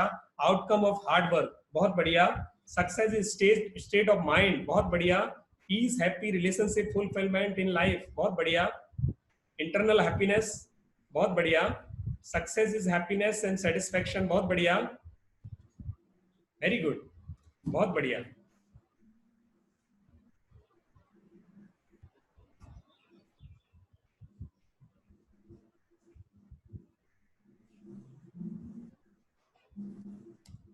बहुत बढ़िया। If we get goal be success, achieve the real purpose of life. Success is to earn livelihood and make others happy. Very good. Suchita ji बहुत अच्छी तरह आप पार्टिसिपेट कर रही हैं। शिवा मैम ने अच्छा लिखा। राजशेखर जी ने लिखा success is living in present keeping future in mind. बहुत बढ़िया, बहुत अच्छी तरह लिख रहे हो। बाकी भी लिखो, जब तक आप 53 नहीं बोल लिखोगे तब तक मैं आगे नहीं बढ़ूंगा। प्लीज कंटिन्यू, लिखे। बहुत इंटरेस्टिंग सेशन है और इसको अंत तक सुनना आज, क्योंकि ये आज जो हम सेशन कर रहे हैं इसका हमारे लिए बहुत अहम रोल है। क्योंकि इससे यानी कितनी जिंदगियों में प्रकाश होने वाला है, जितने कितने परिवारों में। Choose a goal and achieve it, that is called success. Success is having peace of mind. Success is mental and emotional satisfaction. बहुत बढ़िया, बहुत अच्छा लिख रहे हैं, बहुत अच्छा। बहुत success is purpose of life. बहुत बढ़िया, great. Success is what when we sleep peacefully in the end of the day. बहुत बढ़िया। Yes, next next next next, अभी 20 आए। ग्रेट, बहुत बढ़िया। आइए, बहुत बढ़िया। जिन्होंने सक्सेस को डिफाइन किया उनके लिए बहुत बड़ी क्लैपिंग। मैं उनको बधाई देता हूं, मैं उनका अभिनंदन करता हूं, क्योंकि उन्होंने एक स्टेप उठाया। ओमकार जी ने बहुत अच्छा लगा। Not to be better than we were yesterday. Wow, great. Those write in comment section. Wow, great great, बहुत बढ़िया। बहुत अच्छे अच्छे कमेंट्स आपने लिखे, बहुत बेहतरीन। आपका बहुत बहुत शुक्रिया। मैं अब आपको सक्सेस को डिफाइन करना चाहता हूं मेरे हिसाब से। मतलब ये मेरी जिंदगी का अनुभव है, वो मैं आपको बताना चाहता हूँ सक्सेस क्या है। आप अगर उसको एक्सेप्ट करते हैं या उसमें कोई वैल्यू ऐड करते हैं तो I would be so happy. अच्छा, सक्सेस है क्या? हम जनरली क्या सोचते हैं कि मेरे पास इतना पैसा हो जाए तो मैं सक्सेस होऊंगा, मेरे पास गाड़ी हो जाए, मैं किसी ऊंचे पद को पा जाऊं, मैं कोई बड़ी पढ़ाई कर लूं, मेरे बच्चे सेटल हो जाएं, मेरे बच्चों की शादी हो जाए, मेरे पास बहुत पैसा हो जाए। ऐसी बड़ी बड़ी चीजें हमने अपनी जिंदगी में मानी हुई हैं। अगर हम उसको अचीव कर लें तो हम सक्सेस होंगे। मैं मानता हूं सब यही सोचते हैं। और ये बात कहां से शुरू होती है? जब नर्सरी क्लास में बच्चा आ जाता है। आप देखना, नर्सरी क्लास के बच्चे के लिए सक्सेस क्या है? नर्सरी में अच्छे नंबर ले आए, अच्छे नंबर आ गए, सक्सेस होगी। फिर केजी में अच्छे नंबर ले आए, फिर 5वीं में अच्छे नंबर ले आए। बड़ा हो गया, उनको कोई पूछता है क्या? कोई नहीं पूछता। फिर वो 10वीं का बोर्ड आ जाए तो बच्चे को पूरे साल दिमाग में छाया रहता है कि मेरी तो सक्सेस जब होगी जब मेरे 10th में परसेंटेज बहुत अच्छी आ जाए। ग्रेट, वो भी आ गई। थोड़े दिन उसको रहा कि बस हाँ 10th में एक ही दिन खुश होता है, और उस दिन भी नहीं होते। मेजोरिटी में बच्चे उस दिन खुश नहीं होते। 10th का रिजल्ट आने के बाद सिर्फ बच्चे वो खुश होते हैं जिनको पास होने की उम्मीद नहीं थी और पास हो गए। बिल्कुल सही सर। जिनको भी और उम्मीद थी ज्यादा करने की, उनकी एक्सपेक्टेशन 90 की थी और 88 आ गए। आप सोचना, और उसके दोस्त के 91 आ गए तो उसको खाना अच्छा नहीं लगेगा 3 दिन। अब उसके लिए 88% की वैल्यू 0, उसको 91 कैसे आ गए? और मेरे 90 का करके आया था तो 88 कैसे आ गए? ये बात हजम नहीं होती। यानी वो सक्सेस वहीं गड़बड़ होगी, पूरी साल की मेहनत, फिर 12वीं, फिर कॉलेज, फिर पोस्ट ग्रेजुएट, फिर नौकरी, फिर उसके बाद शादी, फिर उसके बाद बच्चे, फिर बच्चे बड़े हो जाना, बैंक बैलेंस, बच्चों की शादी। और आपकी सक्सेस का जो आंकड़ा है, जो मीटर है, जो फीता है, वो हर बार एक स्टेप आपसे आगे भाग जाता है। यानी जो कुछ आप, नई गाड़ी आ गई, आपको 1-2 दिन अच्छा लगा, उसके बाद बाहर कपड़ा भी नहीं मारने जाते। जबकि कई साल हमने इंतजार किया कि नई गाड़ी आएगी, हा गाड़ी होगी तो जाने क्या होगा। थोड़े दिन क्रेज रहा, खत्म। अब इसको तो हम सक्सेस नहीं कह सकते कि रोज बदल रही है। जी नहीं, ये सक्सेस नहीं है। सक्सेस कोई मंजिल भी नहीं है, कोई एंड पार्ट है ही नहीं, कोई डेस्टिनेशन सक्सेस हो ही नहीं सकता। अगर डेस्टिनेशन सक्सेस होता तो अंबानी से ज्यादा खुश आदमी देश में नहीं होता, क्योंकि उससे ज्यादा पैसे किसी के पास है नहीं। अगर डेस्टिनेशन सक्सेस होता तो नरेंद्र मोदी जी से ज्यादा खुश कोई इस धरती पे नहीं होता, क्योंकि आज पूरी दुनिया में ऐसा प्रधानमंत्री नहीं है, ऐसा लोग कई देश कहते हैं। मेरा पार्टी से कोई लेना देना नहीं है, पर मैं एक पर्सनैलिटी को डिस्क्राइब कर रहा हूं कि एंड सक्सेस अगर होती तो उनको काम करने की जरूरत ही नहीं होती। भाई वो तो पहुंच चुके हैं उस पर, अंबानी पहुंच चुके हैं उस पर, या जो बहुत बड़े बड़े अचीव कर लिए जिन्होंने अचीवमेंट्स, सचिन तेंदुलकर, उन्होंने अचीवमेंट वो तय कर ली जिंदगी में जहां हम आम लोग नहीं पहुंच सकते।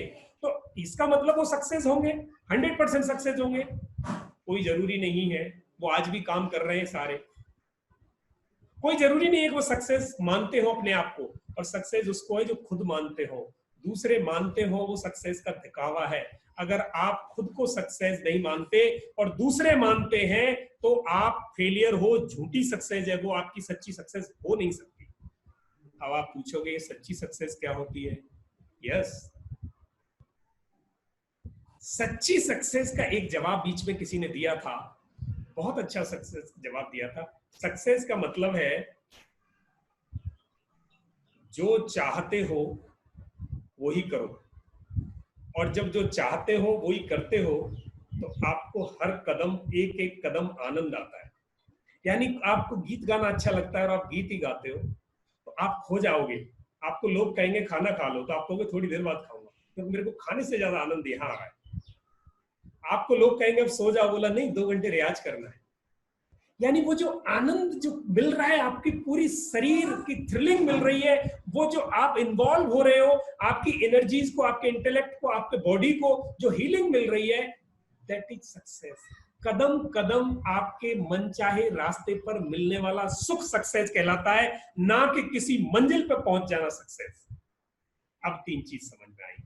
यानी अगर पसंद का काम जिंदगी में हो तो हर कदम खुश रहोगे, और पसंद का काम ना हो तो तिल तिल मरोगे, हर कदम मरोगे, हर कदम दुखी होगे, और उसको भले ही उस रास्ते पे आपने अरबों कमा लिए हो, आप फेल हो अपने आप के लिए, संसार के लिए आप भले ही बड़े आदमी बन जाए।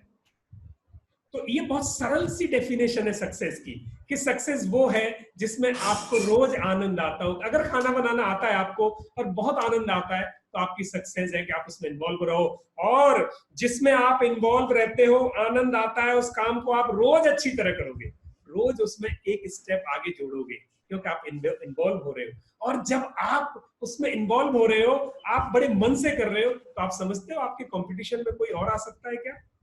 आपके कंपटीशन में 50 लोग हो और बेमन उस काम को कर रहे हो, आप जीतोगे।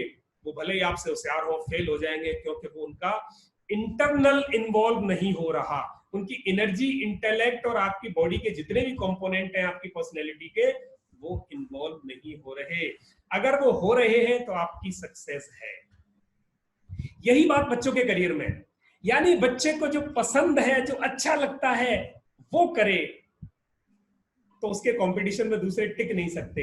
यानी बिल गेट्स के कंपटीशन में कोई आ नहीं सकता। जिंदगी ने इतने चैलेंजेस दिए, फिर भी दिन रात अपने काम में लगा रहा, अचीव कर गया। स्टीव जॉब्स कर गया अचीव, आइंस्टीन अचीव कर गए, एपीजे अब्दुल कलाम अचीव कर गए, नरेंद्र मोदी अचीव कर गए। क्यों कर गए? क्योंकि हर पल जिया, अपना काम, अपनी पसंद, अपनी क्षमताएं जी उन्होंने। और जब जी तो उनको आनंद आ रहा था, चाहे लोग गालियां दें कि आप गलत कर रहे हो, पर आपको आनंद आ रहा है अपने काम में, तो आप रोज निखरते जा रहे हो। और उस आनंद से आपको भोजन नहीं मिले तब भी आप काम करते रह सकते हो, आप अपने पथ पर अग्रसर होते रह सकते हो, क्योंकि आपको मनोबल मिलता है, सबल मिलता है, अंदर से आपको ताकत मिलती है, और यही ताकत आपको जिंदगी जीने का सबब देती है। इसी को सक्सेस कहते हैं। अब इसको प्राप्त कैसे करें? आज हमने सफलता की कुछ चीजें डिस्कस की, अब इसका सॉल्यूशन क्या है? मैंने हैप्पीनेस थोड़ा सा स्किप किया, मैं वापस ले लूं शॉर्ट में, ये बहुत बड़ा टॉपिक है। हैप्पीनेस वो होती है जो बाई प्रोडक्ट है आपकी सक्सेस का, यानी रोज हैप्पीनेस मिल रही है आपको। और इस देश में पिछले 50 सालों में जितनी प्रगति हुई है, उतनी प्रोग्रेस इस देश में पिछले 1100-1200 वर्ष में नहीं हुई। जितने अच्छे संसाधन और सुविधाएं, प्रगति इस देश में लोगों के पास उपलब्ध अब है, इससे पहले कभी नहीं थी। आज खाने को, भले ही हम लॉकडाउन में बैठे हैं, सबके पास खाने के लिए है, पहनने के लिए, रहने के लिए है, और जिनके पास नहीं है उन तक लोग पहुंचा रहे हैं। ऐसा धरती पर कभी भी नहीं हुआ। लोग हमेशा किसी न किसी संकट से मरे हैं। तो आज वो चीजें जो पहले चैलेंज थे वो सब नहीं है। पर प्रॉब्लम ये है कि आज से पहले जितने भी लोग जितने खुश थे, उतने आज हम नहीं हैं।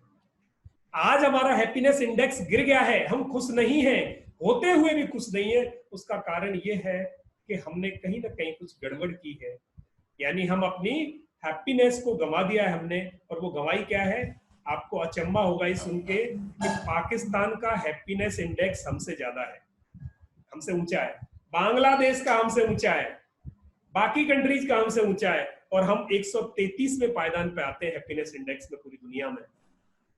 एक अकेला देश फिनलैंड पहले नंबर पर आता है। फिनलैंड छोटा सा देश है। और उसका कारण, जब कारण ढूंढा तो हमारे यहाँ से बहुत सारे एजुकेशनिस्ट जाते हैं फिनलैंड देखने के वो करते क्या है। उनके वहां होमवर्क नहीं होता, कॉपी किताबें भी नहीं होती।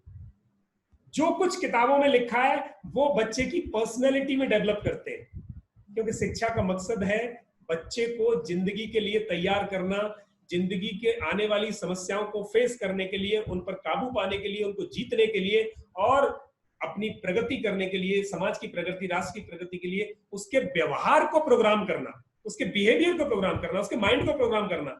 और हम क्या कर रहे हैं? उसके माइंड में इंफॉर्मेशन भरना, किताबों से भरते जाओ, पढ़ते जाओ, और उसको आप एग्जाम में जाके, मुझे क्षमा करना, मैं एक शब्द ऐसा यूज करने जा रहा हूं, आपको बुरा लगेगा, एग्जाम में जाके उल्टी कर देना, वोमिट करना है। पूरे साल भरा और एग्जाम में वोमिटिंग करनी है इंफॉर्मेशन की। यस, जो वोमिट वर्ड है वो फूड के लिए यूज होता है, पर मैं वही वर्ड इंफॉर्मेशन के लिए यूज कर रहा हूं कि पूरी साल उसको हम कब्जी कर देते हैं, भरते जाओ दिमाग में, भरते जाओ, और साल में एंड में जाके एक दिन उसको आप वोमिट कर देना इंफॉर्मेशन की, और उस वोमिटिंग में जाने कितनी चीजें मिक्स हो जाती हैं और कितनी। पर कभी भी हम में से ज्यादातर लोग ये नहीं कहते कि ये चीज जो पढ़ाई जा रही है कि जिंदगी के लिए है, आपकी लाइफ को प्रोग्राम करने के लिए है। अगर ये पढ़ाई जाए तो हैप्पीनेस इंडेक्स बढ़ जाएगा। जिन कंट्रीज में ऐसा है वहां हैप्पीनेस इंडेक्स बढ़ रहा है। अब इसका सॉल्यूशन क्या है? प्रॉब्लम्स हमने शेयर की, 1 घंटा हमने प्रॉब्लम्स पर लगाया, अब हम 15 मिनट में इसका सॉल्यूशन समझते हैं। बहुत इजी है, और ये इस कंट्री में अब जागरूक होने शुरू हो रहे हैं लोग। तो हमें क्या करना चाहिए? हमें बच्चों के एकेडमिक परफॉर्मेंस, नंबर ज्यादा, अच्छा कैरियर, ऊंचा कैरियर, ज्यादा पैसे की नौकरी, ज्यादा धन, बड़ा घर, बड़ी कार, इन सारी चीजों के बजाय हमें जिंदगी जीने के लिए क्या चाहिए होता है? एंड पर्पज ये है कि मेरी जिंदगी खुशी खुशी रहे, मैं इस धरती पर जब तक रहूं तब तक खुश रहूं। और खुश कब रहूंगा? जब मेरे शांति होगी। शांति कब होगी? जब मेरे पास सक्सेस होगी। अब ये शांति, सक्सेस और खुशी कब आ सकती है? जब मैं जो चाहूं वो करने को मिल जाए, मैं वही करूं जो मैं चाहता हूं। बस बहुत सिंपल है। अब जो मैं चाहता हूं वही करूं, या जो बच्चा चाहता है वही करे, ऐसा तो हो नहीं सकता। राम राज्य तो है नहीं कि आप चाहो वही करें, या तो जॉब नहीं है। मतलब आप गलत कह रहे हो। आप सबके दिमाग में बात आ रही होगी कि मैं गलत कह रहा हूं कि सबको जो मन की चीजें कैसे मिल सकती हैं। हाँ, आप बिल्कुल ठीक है, नहीं मिल सकती। सब जो चाहते हैं वो नहीं मिल सकती, पर खुश रहने के रास्ते सबको मिल सकते हैं। आप देखें, आप क्या करेंगे? इसका सबसे इजी सा तरीका है, आज देश में होना शुरू हो गया है कि इसका एक साइंटिफिक तरीका, एक वैज्ञानिक तरीका, एक मनोवैज्ञानिक तरीका है कि हमारे बच्चे का या अपना, आप बड़ों का भी बच्चों का दोनों के लिए सुविधा है कि इसका एक मनोवैज्ञानिक परीक्षण होता है। जैसे एमआरआई होती है, डॉक्टर के पास जब जाते हैं, मैं अगर आपसे एक क्वेश्चन पूछूं, एक और क्वेश्चन पूछ रहा हूं, आप प्लीज मुझे जवाब देना कि अगर हम बीमार होते हैं और डॉक्टर के पास जाते हैं तो हमें डॉक्टर पहले क्या करता है? सीधे दवाई दे देता है या कुछ और करता है? प्लीज जवाब देंगे।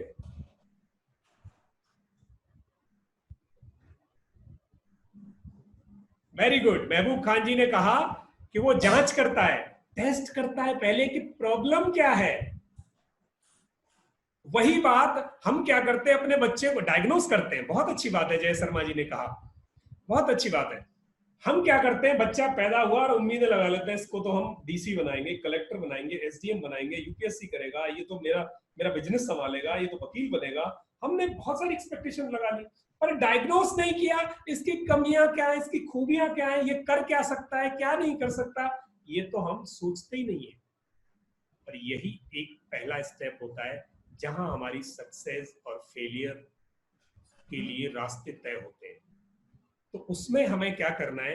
उसका एक बहुत साइंटिफिक तरीका है, जिन लोगों को नहीं पता वो आज समझ लें कि देश में एपीआई असेसमेंट होने शुरू हो गए हैं। एपीआई असेसमेंट बोलते हैं, एक साइकोमेट्रिक असेसमेंट होता है, मनोवैज्ञानिक परीक्षण होता है बच्चे का, जिसमें बच्चे को बिठा के और बच्चे से हर एक एंगल से एक ही सवाल को कई कई तरीके से पूछते हैं। मैनुअली भी पूछा जा सकता है, वर्बली भी पूछा जा सकता है, कंप्यूटर प्रोग्राम करके कंप्यूटर सॉफ्टवेयर से पूछा जा सकता है, और इसमें टाइम बाउंड बच्चे को दिया जाता है समय कि एक बच्चा एक सवाल, बच्चा या बड़ा, हम में से अगर कोई सवाल हमसे पूछा जाए और हमें टाइम लिमिटेड दिया जाए, कोई हमारी सामने आंखों में आंखें डाल के बैठे और पूछे, तो लिमिटेड टाइम में, यानी अगर हमें 1 मिनट के आसपास में जवाब देना है तो हम सच देंगे, और उससे ज्यादा टाइम अगर दिमाग को मिल गया तो वो उसमें मैनिपुलेट करेगा, फैब्रिकेट करेगा, झूठ को घुसा देगा। तो ये टेस्ट होता है जिसमें बच्चे को टाइम बाउंड पूछी जाती है बहुत सारी चीजें, और उससे उसके ब्रेन की मैपिंग की जाती है। यानी उसमें से उसने जो कुछ आज तक सीखा है बच्चे ने, उसमें से ये तलाश किया जाता है कि इसमें से क्या गुण पनप गए हैं, क्या ये भगवान के यहाँ से, ऊपर से, गॉड के यहाँ से, अल्लाह के यहाँ से, भाई गुरु के यहाँ से, जब ये पैदा हुआ था इस धरती पे हमारे परिवार में, तब ये क्या गुण लेके पैदा हुआ था, कुछ तो एबिलिटी थी। ईश्वर ने हर बच्चे को कुछ ना कुछ स्पेशल एबिलिटी देके भेजा है। हर एक बच्चा, जैसे आइंस्टीन था, स्कूल ने बाहर निकाल दिया था, उसके पास भी एक एबिलिटी थी।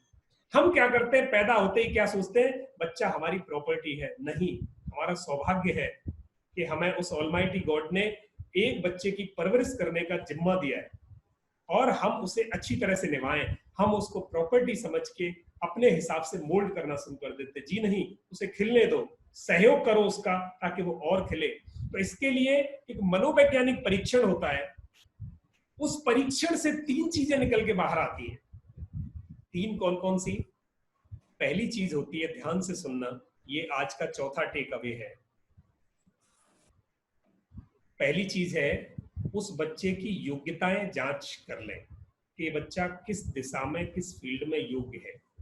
और एक बच्चे के पास, मैं आपको बता दूं मोटा मोटा, 5 तरह की योग्यताएं होती है, कुल 5 तरह की।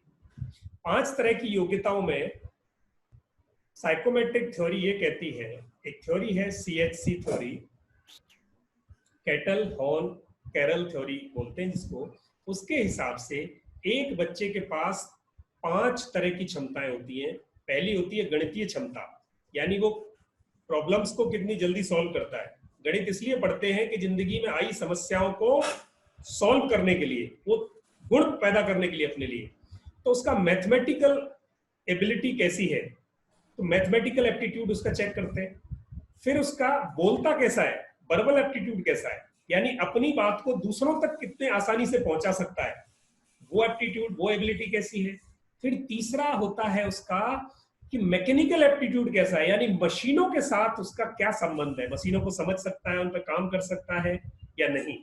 सारे बच्चे मशीनों के साथ कंफर्टेबल नहीं होते, सारे बच्चे बोलने में कंफर्टेबल नहीं होते, पर सारे बच्चे गणित में अच्छे नहीं होते। पर जो बच्चे मैथ्स में अच्छे नहीं है, वो जिंदगी की समस्याओं में भी कहीं अच्छे नहीं होते, सॉल्व करने के लिए हेजिटेशन रहती है। जो बच्चे बोलने में अच्छे नहीं है, वो कम्युनिकेटिव नहीं होते, अपनी बात दूसरों को तरीके से नहीं कह पाते और परेशान रहते हैं। जो बच्चे मैकेनिकल मशीनों के साथ नहीं कर सकते, वो मैकेनिकल एप्टीट्यूड में कम होते हैं, मशीनों को अच्छी तरह नहीं समझ सकते। चौथा एक होता है रीजनिंग, लॉजिक्स, यानी समस्याओं को सुलझाने के लिए कितनी जल्दी लॉजिक अप्लाई कर लेता है बच्चा, कैसी एबिलिटी है इसकी।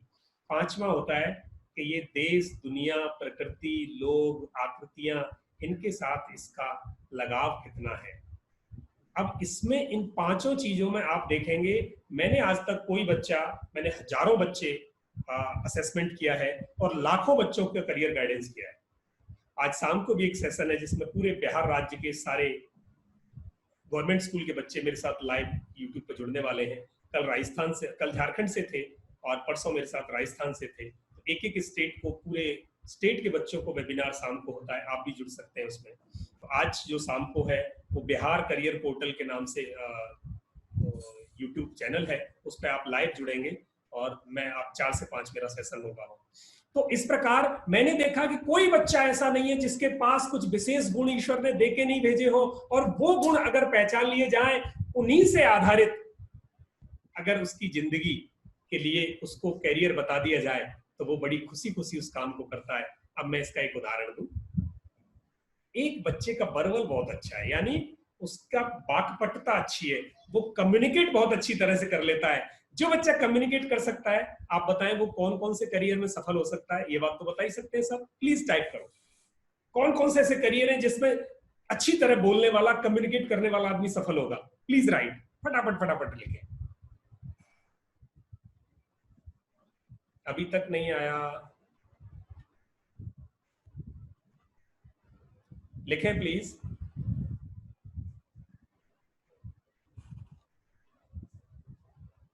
यस, प्लीज लिखें। अच्छा चले मैं बताता हूं, नहीं लिख रहे। तो एक लॉयर को अच्छा बोलने वाला चाहिए, अच्छा कम्युनिकेटिव होगा तो लॉयर बनेगा, अच्छा कम्युनिकेटिव होगा तो टीचर बनेगा, अच्छा कम्युनिकेटिव होगा तो जर्नलिस्ट बनेगा, अच्छा कम्युनिकेटिव होगा तो बस का कंडक्टर बनेगा। यस, वोकेशनल करियर में बस का कंडक्टर बन सकता है। अगर उसको बोलने का मन ही नहीं करता, अच्छा नहीं, कंडक्टर बन सकता है क्या? नहीं बन सकता। अगर वो बोलना की उसको इच्छा नहीं होती, वो चुप ज्यादा रहना पसंद करता है, तो बच्चा वकील बन सकता है क्या? नहीं, उसको रोज जिरह करनी पड़ेगी कोर्ट में जाके। तो अगर बच्चा बर्बल अच्छा है तो वो इन फील्ड्स में जाए। अब अगर बर्बल उसका अच्छा नहीं है तो इसमें भी कोई बुरी बात नहीं है। अगर वो कम बोलता है तो आप देखना वो सोचता अच्छा होगा, जज बन सकता है, उसको नहीं बोलना ज्यादा। वो साइंटिस्ट बन सकता है, उसको नहीं बोलना ज्यादा। वो प्रोग्रामर बन सकता है, नहीं बोलना ज्यादा। एक कोने में बैठ के उसको अपना काम करना है, सिंपल। तो जैसे ही आपने उसकी एबिलिटीज को आइडेंटिफाई कर लिया, रिकॉग्नाइज कर लिया, आपके पास आउटलाइन आ गई कि उसको किस करियर में भेज दें। अगर मैकेनिकल हाई है तो इंजीनियरिंग की तरफ भेजो, मैकेनिकल लो है और उसका आपके पास मैथमेटिकल एप्टीट्यूड हाई है तो आप कॉमर्स में भेज दो, बहुत सिंपल है। 11वीं में सब्जेक्ट डिसाइड कर दो आप उसका। वर्बल अच्छा है तो लैंग्वेज पढ़वाओ उसको, ह्यूमैनिटी दो। स्पेशल अच्छा है तो डिजाइन में भेजो, आर्ट्स में भेजो, क्रिएटिविटी में भेजो उसको। रीजनिंग में अच्छा है तो उसको लीडर बनाओ, बड़े बड़े पदों पर काम करेगा, इसकी रीजनिंग अच्छी है, वहां डिसीजन लेने की पावर अच्छी होगी इसकी। बहुत सिंपल है, आपने एबिलिटी जज कर दी। अब इनमें से, इन सब में से कोई एक चीज निकाल लो जिसका उसको जुनून हो। जैसे क्रिकेट खेलता हो बच्चा, या आप खेलते हो और क्रिकेट में खो जाता हो, या गीत में खो जाता हो, या नृत्य में खो जाता हो, डांस में, म्यूजिक में, लिखने में, पढ़ने में, किसी एक काम में वो बहुत माहिर होगा, वो उसका पैशन बन सकता है। उससे करियर को रिलेट कर दो, ये आपके लिए बहुत आसान है। अब आपने जो डिसाइड कर लिया, कुछ बच्चे ऐसे सोचते हैं मैं तो डीसी बनूंगा, कलेक्टर बनूंगा, डीएम बनूंगा, एसडीएम बनूंगा, एसपी बनूंगा, साइंटिस्ट बनूंगा, पायलट बनूंगा। अगर आप या आपका बच्चा ऐसा सोचता है तो आप उस व्यवसाय से संबंधित 4-5 लोगों से मिलवा दो, अलग अलग, कि उन्होंने क्या किया, कैसा फील कर रहे हैं, क्या क्या करना पड़ा, क्या अनुभव थे। बच्चे को समझ में आ जाएगा। अगर बच्चा गलत सोच रहा होगा तो वो सही ट्रैक की तरफ दूसरी ट्रैक बदल लेगा, और सही सोच रहा होगा तो उसको मोटिव मिल जाएगा, करो ये काम। आप उसको सपोर्ट दो, पेरेंट्स उसको सपोर्ट दें। पेरेंट्स उससे सवाल पूछ सकते हैं, क्योंकि पेरेंट्स से ज्यादा अच्छा वो जज नहीं कर सकता। नीतीश कुमार जी ने कहा है thought about country, environment and world. इसको भी हम शेयर करेंगे नीतीश जी, अभी हम बिल्कुल बिल्कुल जरूर शेयर करेंगे इसको। नीतीश जी ने ये बात बहुत अच्छी कही है। पेरेंटल सपोर्ट चाहिए इसमें, पेरेंटल सपोर्ट चाहिए हमें कि वो चाहते क्या है जिंदगी में, और उसको पैशन को आइडेंटिफाई पेरेंट्स आसानी से कर सकते हैं। अगर ये काम आप खुद नहीं कर सकते तो आप एक्सपर्ट का गाइडेंस ले सकते हैं, वो एक्सपर्ट एबिलिटीज को आइडेंटिफाई कर देगा। एबिलिटीज एक हिस्सा है, दूसरा हिस्सा इसका है कि जब वो बच्चा आपके परिवार में पैदा हुआ, या आप जिस परिवार में पैदा हुए, जिस परिवेश में पैदा हुए, वो परिवेश की छाप आपके व्यक्तित्व पे जरूर पड़ेगी, और आपका व्यक्तित्व उसके हिसाब से ही पनपेगा। आप किससे घृणा करते हैं, किससे प्रेम करते हैं, क्या अच्छा लगता है, क्या नहीं लगता, किस धर्म में पले हो, किस धर्म को मानते हो, किस संप्रदाय को मानते हो, आपकी क्या वैल्यूज ऐड हुई है जिंदगी में, क्या फ्रीज हो गया है, ये पर्सनैलिटी का पार्ट होता है। और पर्सनैलिटी वो नहीं होती जो आपको दिखाई दे रही है, वो उसका एक कंपोनेंट होता है, फिजिकल पर्सनैलिटी। मेंटल पर्सनैलिटी जो डेवलप हुई होती है, और मेंटल पर्सनैलिटी के 5 कंपोनेंट होते हैं। 5 कंपोनेंट में इसको हम ओशीन बोलते हैं। ओशीन, ओपननेस, यानी बच्चा कितना ओपन है नया सीखने के लिए। कुछ बच्चे होते हैं जो नया सीखते ही नहीं, जो सीख लिया बस ठीक है, नया नहीं करना कुछ। ओपननेस कैसी है, और कॉन्साइंसनेस कैसी है, यानी वो कितना कर्तव्य विमुख है, जो कहता है वो कर लेता है कि नहीं करता। कुछ बच्चे ऐसे होते हैं कहते कुछ है करते कुछ है। तो ये बच्चे जिंदगी में बड़े पदों पर काम नहीं कर सकते, कहेंगे कुछ और करेंगे कुछ, तो इनके नीचे जो काम करने वाले लोग हैं वो इनकी इज्जत नहीं करेंगे और ये फेल हो जाएंगे। समझते हैं आप इस बात को?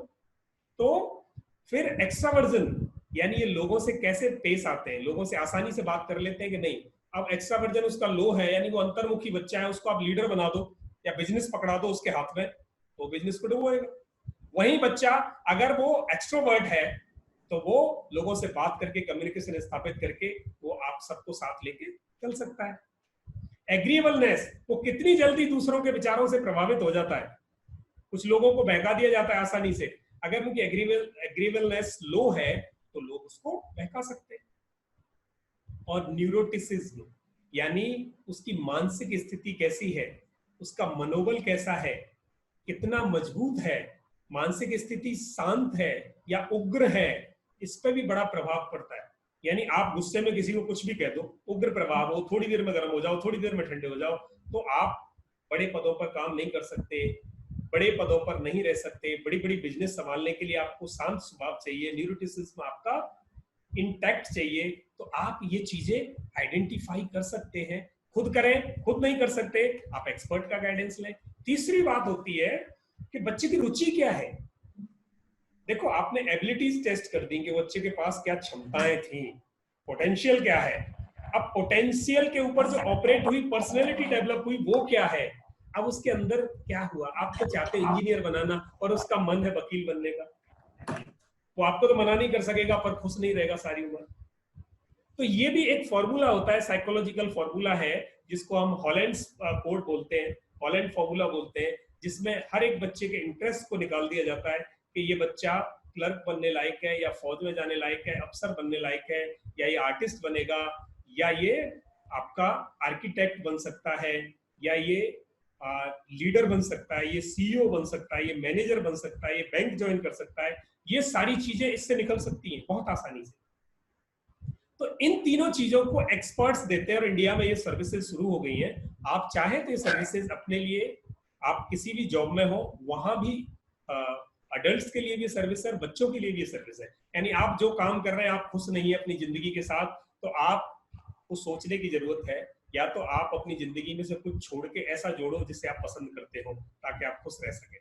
कुछ कम करो और कुछ ऐसा बढ़ा लो जो पसंद का है। अब आप बिल्कुल तो बदल नहीं सकते कि आप अगर अभी वकील हैं और आप चाहें कि मैं पायलट बन जाऊं, नहीं, पर आप चेंज कर सकते हैं। कुछ थोड़ा इसका जोड़ें और कुछ छोड़ें। कुछ जोड़ लोगे तो वो आपको मोटिव देगा जिंदगी जीने का। पर अगर बच्चे हैं, बच्चों के लिए तो आप जरूर ये कार्रवाई कर दें, जिससे कि आपके बच्चों को सही तरीका मिल जाए। और उसके बाद अब मैंने आपको बताया कि इंटरेस्ट के बेसिस पे वो करियर डिसाइड कर लें, पर्सनैलिटी के बेसिस पे करियर डिसाइड कर लें, और तीसरा होता है हमारा एबिलिटीज के बेसिस पे करियर डिसाइड कर लें। अब अगर इस बात को आपको समझना है कि ये कैसे होती है, तो हम एक एक्सरसाइज जो हम खुद करते हैं, वो मैं आपको एक थोड़ा सा आउटलाइन आपको मैं दिखाना चाहूंगा। मैं एक रिपोर्ट दिखाता हूं जिसमें एक बच्चे की हमने असेसमेंट किया। आप देखेंगे ये रिपोर्ट आपके स्क्रीन पे दिखाई दे रही है। इसमें सबसे पहले हमने एक सैंपल रिपोर्ट है, इसमें आइडेंटिफाई किया हमने, ये देखें, ये बच्चे के एप्टीट्यूड है 5, न्यूमेरिकल, वर्बल, रीजनिंग। अब इस बच्चे की रीजनिंग बहुत हाई है, ये बच्चा बड़े ऊंचे पदों पर काम कर सकता है। रीजनिंग हाई है, न्यूमेरिकल हाई है, वर्बल हाई है, बस इसका थोड़ा मैकेनिकल एप्टीट्यूड लो है और स्पेशल एप्टीट्यूड लो है। मैकेनिकल स्पेशल लो है, लो पे मत जाओ, उसमें से जो हाई है आप उसको पकड़ लो। जो हाई है अगर आपने वो पकड़ लिया तो आपको समझ में आ गया कि इसके पास एबिलिटीज क्या हैं। अब इन एबिलिटीज को जब आपने आइडेंटिफाई कर लिया, उसके बाद आप देखेंगे कि इसकी पर्सनैलिटी क्या है। तो ये पर्सनैलिटी इस बच्चे की देखो, ये बच्चा बहुत इमेजिनेटिव है, यानी ख्यालों में रहता है। ये बच्चा इमोशनल, इसका एवरेज है, ये ठीक है, इसमें से कोई गलत नहीं है, बच्चा गलत नहीं हो सकता, पर जो कुछ उसके पास है उसके हिसाब से आप उसको, ये पर्सनैलिटी के 5 टाइप डिफाइन हो गए उस बच्चे के। वो सोशली एक्सट्रोवर्ट है या इंट्रोवर्ट है, यहाँ ये बच्चा एवरेज है। अब आप ये देखेंगे कि ये राइसेक फॉर्मूला हमारा, इसमें ये इंटरेस्ट प्रोफाइल है उसका। तो ये कन्वेंशनल प्रोफाइल बच्चे का है, यानी ये जो परंपरागत काम पुराने चले आ रहे थे उन्हीं को करने में खुश रहेगा, नया नहीं सोचेगा कुछ। यानी जैसे क्लर्क काम कर रहा होता है, बैंक में काम जो चल रहा होता है कि जैसे पुराना कल हो रहा था वैसे ही काम आज होगा, आज वो अपनी तरफ से कुछ नया नहीं करना चाहता अपने काम पर। तो ये जो कन्वेंशनल काम है वो बच्चा आराम से कर सकता है। इन तीनों चीजों को जब हम ओवरलैप करते हैं एक्सपर्ट गाइडेंस के तहत, तो ये ऐसे निकल के आता है कि जिस बच्चे का ये हमने टेस्ट लिया वो फाइनेंस या बैंकिंग में बहुत सक्सेस होगा जिंदगी में, वो गवर्नमेंट और डिफेंस की सर्विस में जा सकेगा, वो एक लॉयर बन सकता है, और वो चौथा ऑप्शन साइंस का है, 5वां बिजनेस का है, बाकी 5 इसके लो एप्टीट्यूड हैं। तो अब एक बच्चे के पास जिंदगी के 10 ऑप्शन हमने गिना दिए कि बेटे तैयारी कर फाइनेंस और बैंकिंग की, मजबूती से तैयारी कर, ज्यादा सफल होगा, उस रास्ते पर चल के तेरे को खुशी मिलेगी, सफलता मिलेगी। पर अगर उस रास्ते से आप दिल्ली नहीं पहुंच सकते तो आप दूसरा रास्ता ले सकते हैं। दिल्ली पहुंचने के रास्ते तो बहुत है, हो सकता है कोई थोड़ा लंबा हो, कोई थोड़ा छोटा हो, पर मजा जरूर आएगा, क्योंकि आप मंजिल की तरफ बढ़ रहे हो, और आपकी मंजिल की तरफ बढ़ते हुए एक एक कदम आपको खुशी होगी, क्योंकि आप मंजिल की तरफ जा रहे हो। तो आप रास्ता दूसरा ले सकते हो। इसलिए करियर को एंड रिजल्ट नहीं बनाना। बच्चा एक करियर में अगर उस कंपटीशन में अपनी जगह नहीं बना पाया, तो उसके लिए ऑल्टरनेट बी ऑप्शन जरूर खोल के रखें, माँ बाप भी और बच्चे भी। आप देखेंगे उसके सामने फ्यूचर की एक बड़ी इमेज क्रिएट होगी कि मैं यहाँ इसमें तो करूंगा ही करूंगा, क्योंकि इसमें मुझे खुशी मिल रही है रोज करते करते। और जब मुझे रोज खुशी मिल रही है और बीच में कहीं जाके मुझे एक दिन आपको अवेयर करना और उस पोर्टल के बारे में जानना, ऐसी चीजों को रिनोवेट करना, खोजना, ये माता पिता का बहुत इम्पोर्टेंट काम है। क्योंकि आपको सही जानकारी आपके सगे रिश्तेदार नहीं देंगे, बगल वाले नहीं देंगे, आपको जानकारी अपने बच्चों के लिए खुद जुटानी पड़ेगी। इसलिए बहुत जरूरी है कि जो करियर के पोर्टल है, बहुत सारे यूट्यूब चैनल, उनमें अच्छी चीजें खोजें। बहुत सारे आजकल फार्मिंग के चैनल आ रहे हैं, नहीं करोगे इतने इनोवेटिव वे लोग फार्मिंग करें। एक आपके पंजाब में की है जहां लोग ऐसी मशरूम उगाते हैं जो 20-30 लाख की बेचते हैं, और बिल्कुल नॉर्मल लोग हैं। तो बच्चों के लिए क्या सही है क्या गलत है वो तो बात अलग बात है, बट कम से कम ये बहुत जरूरी है कि आप इस दौर में जानकारी रखें, बच्चों को सही बता सकें और उनको मोटिवेट करें। ये ना सोचे बच्चे कि हमारा कुछ बचा ही नहीं। Satya please unmute me. Okay, आपका कनेक्शन कनेक्शन डाउन हो गया सर, जस्ट ए मिनट, आपका दिख रहा नहीं मुझे। म्यूट और लोकमान साहब जस्ट मिनट, आपका कनेक्शन डाउन हो गया सर का, 2 मिनट दीजिए। लोकमान सर अनम्यूट, ओके तो ये सत्या, माय कनेक्टिविटी मैं वेंट बस यही डाउन। कहना चाहता हूँ कि आप सब माता पिता का एक पहला फर्ज ये है कि अपने बच्चों के लिए क्या क्या करियर में कर सकते हैं, वो तो बात अलग बात है, पर क्या का उन्हें सपने दिखाइए कि ये भी ऑप्शन है। आप यकीन नहीं करोगे, दिल्ली में एक बंदे से मिला जो स्कूल ड्रॉप आउट है, वो ड्रोन उड़ा के फोटोग्राफी करता है, 40 से 50 हजार एक शादी के निकालता है। तो देखिए ये इनोवेटिव चीजें बताना ताकि वो बच्चा डिप्रेस ना हो। बच्चा 10th क्लास में 60% लाता है तो कहता है मैं किसी काम का नहीं। तो ये बहुत जरूरी है कि उसे कहीं भी आप भी कमा सकते हो, आप भी अच्छा कर सकते हो, आप भी इंटरप्रेन्योर बन सकते हो, नई चीजें कर सकते हो। उस बच्चे का मनोबल बढ़ाना ये माता पिता का पहला फर्ज है। अगर आप अपने खाली समय में नए करियर के बारे में जानकारी नहीं ले पा रहे, अगर आपका बच्चा 10th में है, 9th में है, ये बहुत जरूरी है। आजकल करियर की एक बुक निकलती है, करियर 360 डिग्री निकालता है, लिख लीजिए। करियर 360 इंडिया की सबसे बड़ी कंपनी में से एक है जो करियर की मैगजीन निकालती है। तो वो मैगजीन आप सब लोग लगाएं कि करियर में हो क्या रहा है। ये बहुत जरूरी है आप लोगों के लिए कि बच्चों को करियर की जानकारी दिलाना, लोगों से मिलाना, उनकी मानसिक दायरे खोलना, ये बहुत आवश्यक है माता पिता के लिए आज के युग में, जहाँ बच्चे थोड़े से अगर दिमागी संतुलन खोल लें तो अपने आप को टांग लेते हैं। थोड़ा सा मतलब आजकल वो जो सहन शक्ति वो बहुत कम हो रही है। ये आपके लिए बहुत आवश्यक है कि करियर की ऑप्शन के साथ साथ उनको मोटिवेशन दें। अगर ये नहीं कर पा रहे तो एक और ऑप्शन भी है जो बहुत बहुत इंपॉर्टेंट है। सर लोकमा सर, अभी कोई कंटिन्यू सर। करियर से रिलेटेड एक छोटी सी बुकलेट है, एक ई बुक आपको ग्रुप में बताया था सत्या ने कि आपको फ्री मिलेगी। तो वो बुकलेट आपको बस थोड़ा करियर जो बातें हमने बताई हैं इनको और थोड़ा डीप में समझना है, तो एक बुकलेट आप फ्री में ले सकते हैं। रादर ये पेड बुकलेट है, पर आप लोगों के लिए फ्री वेबसाइट पर अवेलेबल कर दी हमने। तो आप वेबसाइट पे जाके वो बुक डाउनलोड कर सकते हैं, वहाँ आपको रजिस्टर करना पड़ेगा अपने आप को। मैंने वेबसाइट लिख दी है peopletrainers.in। इस वेबसाइट पे जाके और वहां ई बुक डाउनलोड करके एक ऑप्शन होगा, वहां जाके आप डाउनलोड करेंगे तो ये बुक आपको आराम से फ्री में मिल जाएगी। आप अपने को रजिस्टर कर देना, बस आपका अकाउंट क्रिएट हो जाएगा। तो उसमें और इनसाइट आपको मिल सकता है। आज आपने ये समझा कि कितनी प्रॉब्लम्स बच्चों के लिए और माँ बाप के लिए, कितनी गाड़ी कमाई बच्चों की मतलब माँ बाप की बच्चों पर खर्च हो रही है। यानी हम सबका लगभग 20 से 30% और किसी किसी का तो 40-50% तक पैसा बच्चों की पढ़ाई पे खर्च हो रहा है, और उसके बदले मिलता क्या है? सिर्फ नंबर।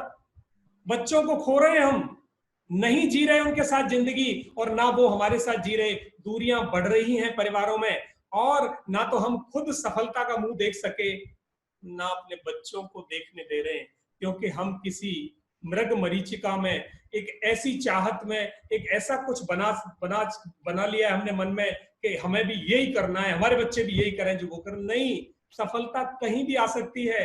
मैं आपको बिलीव नहीं करोगे, मैं एक अभी पिछले महीने कहीं गया था जम्मू, और वहां किसी की शॉप पे गया, 10वीं पास लड़का था, 7 आउटलेट है उसके, 7 आउटलेट, और उसके आउटलेट पे भीड़ लगती है, नंबर आता है उसके यहाँ, उसके फूड आउटलेट है, 3 अलग अलग शहरों में, 10वीं पास लड़का। पर जब मैं गया, घुसते ही जैसे ही कदम रखा, उस आदमी ने क्या इस्तकबाल किया मेरा, क्या स्वागत किया, जैसे मैं जाने पहले से मेरे को जानता हो। और जब तक मैं वहां से निकला, तब तक स्पेशल ट्रीटमेंट, मुझ जैसे कस्टमर को, जो आम कस्टमर को स्पेशल ट्रीटमेंट देता हो, वो वही कर सकता है जिसको उस काम में मजा आता हो, आनंद आता हो, जो जुट गया हो, खो गया हो अपने काम में। और उसका फायदा ये हुआ, 7 आउटलेट हैं, उसके आसपास वाले चलते नहीं है, क्योंकि वो आनंद आता है, वो वही कर रहा है जो करना चाहता है, जो करना चाहता था वही करने को मिल गया, वो ढूंढ लिया उसने। उसने कहा मैंने जब काम शुरू किया, मैंने ढाबे पे बर्तन मांजे, पर आज 7 आउटलेट का मालिक है, लोग नौकरियां करते हैं उसके यहाँ। सिर्फ एक एक चीज उसके अंदर थी, सक्सेस और अनसक्सेस को करने की, उसने वो ढूंढ लिया। उसने इतने गजब की बात कही मेरे को कि साहब, मैं जब बर्तन मांजता था ढाबे पे, तब मैंने ये सोच लिया था कि उस जगह पे जाके मैं पाव भाजी का एक बड़ा सा आउटलेट खोलूंगा। और उसके बाद उसने कहा साहब, आउटलेट तो मेरा उसी दिन खुल गया था, अब तो बस मुझे उसका इंतजाम करना बाकी था। देखना, उसने गोल बना लिया था, अब तो बस उसका इंतजाम करना बाकी था। सर मैं एक अपना एक्सपीरियंस शेयर करना चाहूंगा। हाँ, आप करें, फिर हम क्वेश्चन आंसर्स लेंगे। मैं फेल हो गया था, यकीन नहीं करोगे, और मुझे स्कूल से निकाल दिया था केंद्रीय विद्यालय से, और मैं बहुत डिप्रेस था। तो मेरे पापा जी मुझे अपने कर्नल चंदूला के पास लेके गए कि सर इसको समझाइए। तो उन्होंने देखा कि मैं स्कूल्स के बाद ही मैं कैरियर टॉक ले जाता, मोटिवेशन स्पीकिंग ले जाता था। मैं लगभग 12th के बाद में 25 स्कूल कवर किए थे। तो उन्होंने कहा तुम क्या कर सकते हो? मुझे बोलना अच्छा लगता है। आप यकीन नहीं करोगे, उन्होंने कहा बच्चा आपको मोटिवेशन में ट्रेनिंग में आना है। और मुझे एक्सा भी बहुत था।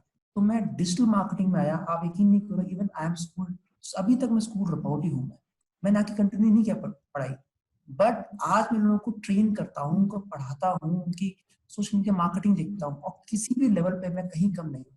लोगों को, मेरे पास 2-3 एम्प्लॉय भी है, ज्यादा एम्प्लॉय नहीं है, बट मैं आज खुश हूँ काफी। मैं जो कर रहा हूँ मैं मजे से करता हूँ। आप देखो, आपके ग्रुप के रात के 1-2 बजे भी मैसेज आता है। मतलब मेरा कहने का मतलब है कि बच्चा कैसा भी हो, आपको उसको सपोर्ट करना है, आगे बढ़ाना है। अगर वो पढ़ाई में कमजोर है, मतलब ये नहीं कि जिंदगी जीने में कमजोर है, पढ़ने में कमजोर अलग है, उसकी मानसिकता को बढ़ाना है।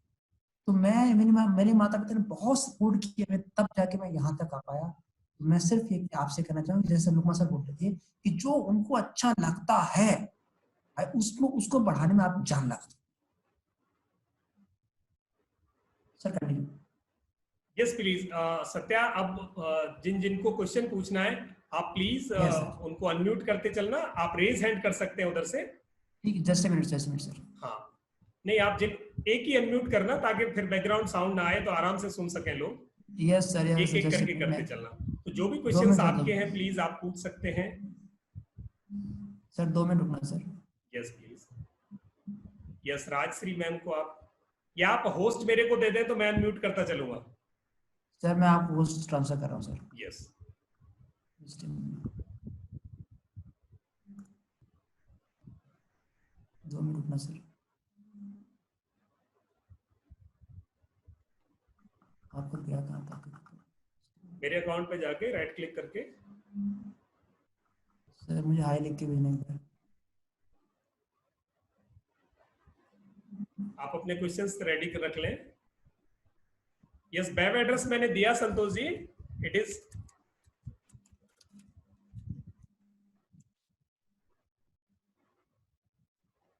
सर मैंने आपको होस्ट बना दिया सर आपको। सर मैंने होस्ट बना दिया आपको भी। ठीक है। Thank you Satya. अभी yes, question thank you so किसका मच है? सर। राजश्री मैम का। राजश्री मैम, आप मुझे दिखाई नहीं दे रहे, आप प्लीज।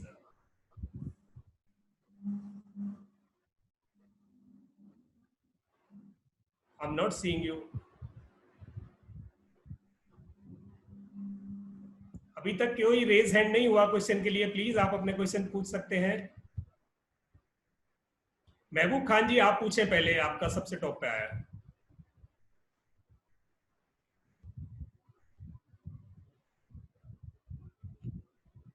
महबूब खान जी, आप अपना क्वेश्चन रख सकते हैं।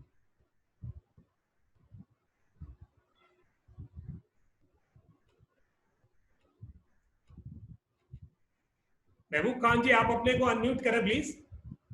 जी जी, एक्चुअली यहाँ से मैं अनम्यूट नहीं कर पा रहा हूँ क्योंकि मेरे हाँ, पास मैं वो नहीं, कोई बात नहीं, मैंने कर दिया, फिर आप कर सकते हैं। जी, एक्चुअली वो वीडियो भी अगर मैं रखता हूँ तो वो बैंडविड्थ का शायद प्रॉब्लम है। हाँ, वीडियो मैं भी बंद कर रहा हूँ अपना, जी अभी हम आराम से कम्युनिकेट कर पाएंगे। यस जी, प्लीज। आज का जो सेशन था मुझे बहुत पसंद आया और बहुत बेहतरीन था। आपने जिस तरीके से शुरुआत की और आप स्टेप बाय स्टेप जिस तरीके से आप लेकर गए, तो बहुत ही प्यारा और बहुत ही अच्छा। क्योंकि हम हमें उम्मीद है हम सब जितने भी यहाँ पर पेरेंट्स हैं, हम सबको ये सेशन अच्छा लगा होगा। और काफ़ी जो डाउट्स थे मन में, काफ़ी एक्चुअली ऐसे नहीं है कि अभी मुझे डाउट्स है कुछ, मगर काफ़ी जो मन में जो डाउट्स थे वो भी क्लियर हो गए। तो शुक्रिया, बहुत ही शुक्रिया। बेहतरीन तरीके से, बहुत ही बेहतरीन तरीके से आपने जो फ्लो में लेकर गए, वो मुझे बहुत प्यारा लगा। क्योंकि कभी-कभी ऐसा होता है कि हम कभी-कभी बहुत सारे वेबिनार्स अटेंड करते हैं, मगर कुछ वेबिनार्स हम ऊब जाते हैं बीच में आकर। तो उस लिहाज से हम ये वेबिनार, मैं पहली बार इस तरीके का वेबिनार अटेंड कर रहा हूँ, जिसमें मुझे ना एक फ्लो लगा और बहुत अच्छा लगा। और मेरा मेरा डाउट यही है, डाउट इन सेंस मेरा क्वेश्चन ये है कि ये जो आपने एपीआई असेसमेंट बताया हुआ है, जी। तो मैं करवाना चाहूंगा। मेरे बच्चे अभी एक 5th स्टैंडर्ड में है और एक यूकेजी में है। तो एक यूकेजी मैं और दूसरा 5th स्टैंडर्ड से, 6th स्टैंडर्ड, 5th 5th पांचवी स्टैंडर्ड है, हाँ जी। पांचवी कक्षा में, जी जी। पांचवी कक्षा में है। तो वैसे तो मैं यहाँ पर इंडिया से हूँ, मुंबई से, मगर मैं यहाँ कुवैत में रहता हूँ फैमिली के साथ। मैं यहीं पे डेटा एनालिस्ट का काम करता हूँ। तो वेरी गुड। फिलहाल तो फिलहाल तो अभी हम लॉकडाउन स्थिति में है, तो इस वजह से हम सारे घर से ही काम कर रहे हैं वैसे। वेरी तो गुड। ये बहुत अच्छी अपॉर्चुनिटी मिली है कि साथ में ये जो वेबिनार्स है उसको अटेंड करने का मौका मिल रहा है। बहुत और अच्छी बात। सारे दूसरे पेरेंट्स भी को भी ये खुशी होगी कि इस तरीके का वेबिनार अटेंड कर रहे हैं, तो काफी नॉलेज बढ़ रहा है और बहुत अच्छे तरीके से हम अपने बच्चों को एक सही दिशा दिखा पाएंगे। तो ग्रेट। जी, तो मैं ये पूछना चाहता हूँ साहब, ये एपीआई असेसमेंट और जो एन आइडेंटिफिकेशन ऑफ पैशन जो आपने ये जो कहा था, ये जो टेस्ट होता है, ये इसकी फीस कितनी होगी? और हमें ये, और मेरे बच्चों के लिए ये जो उम्र है ये सही है इस उम्र में, यस, मतलब जो बहुत ही उम्दा आपने प्रश्न पूछा है, और इस जी सवाल का जवाब मैं जरूर देता हूँ। महबूब खान जी, पहले तो शुक्रिया, आपने इतने अच्छे शब्द कहे, आप कुवैत में बैठ के ये अटेंड कर रहे हैं। और मैं इसका जवाब शॉर्ट में ये है कि जब तक आपका बच्चा 8वीं क्लास में आता है, 8th स्टैंडर्ड में पहुंचता है, तब तक आपको कोई टेस्टिंग एपीआई की कराने की जरूरत नहीं है। वो जो एज है 8th तक की, वो उसकी मेंटल एबिलिटी को और पर्सनैलिटी को डेवलप होने की एज है।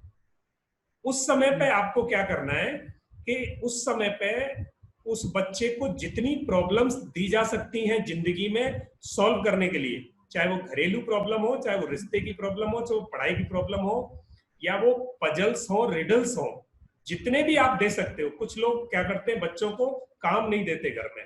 वो समझना उन बच्चों के लिए कितना जहरीला काम कर रहे हैं उनकी जिंदगी के लिए, क्योंकि वो बच्चे जिस दिन बड़े होंगे उस दिन उनको काम करना आता नहीं होगा, काम करना सीखेंगे नहीं, और उनकी जिंदगी में प्रॉब्लम रह जाएगी। तो उन बच्चों को प्रैक्टिकल प्रॉब्लम्स दो सिचुएशन की, क्योंकि आप उन्हें जिंदगी जीना सिखा रहे हो, पढ़ना भी जिंदगी जीना है। तो 8वीं तक एपीआई टेस्टिंग नहीं होती।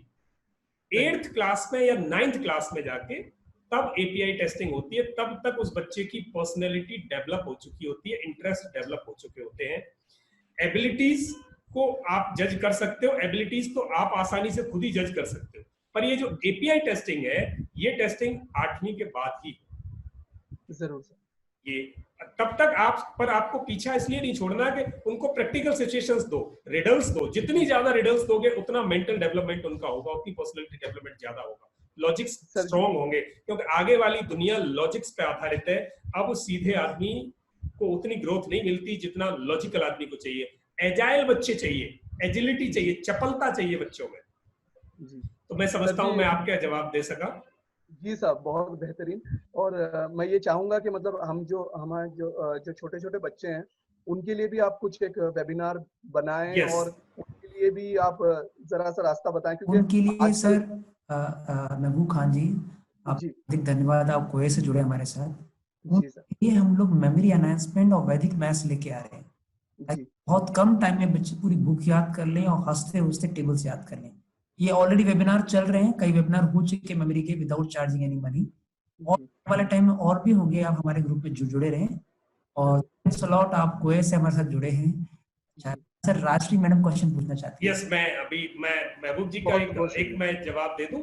आप ग्रुप में जुड़े रहना, या हमें ग्रुप में आप मैसेज डाल देना जो आपकी क्वेरी है, जुड़े रहना, तो हम आपको इन्फॉर्मेशन भेजते रहेंगे। जो मेमोरी या वैदिक मैथ्स का एक कोर्स और शुरू होने वाला है, एक चल रहा है, एक और शुरू होने वाला है, तो वो आप बच्चों के लिए जरूर पार्टिसिपेट कराएं। दूसरा, किसी ने कॉस्ट पूछी है, इसको मैं लास्ट में लूंगा, कॉस्ट वाले सवाल को Santosh ji. Rajshri ma'am please ask a question now.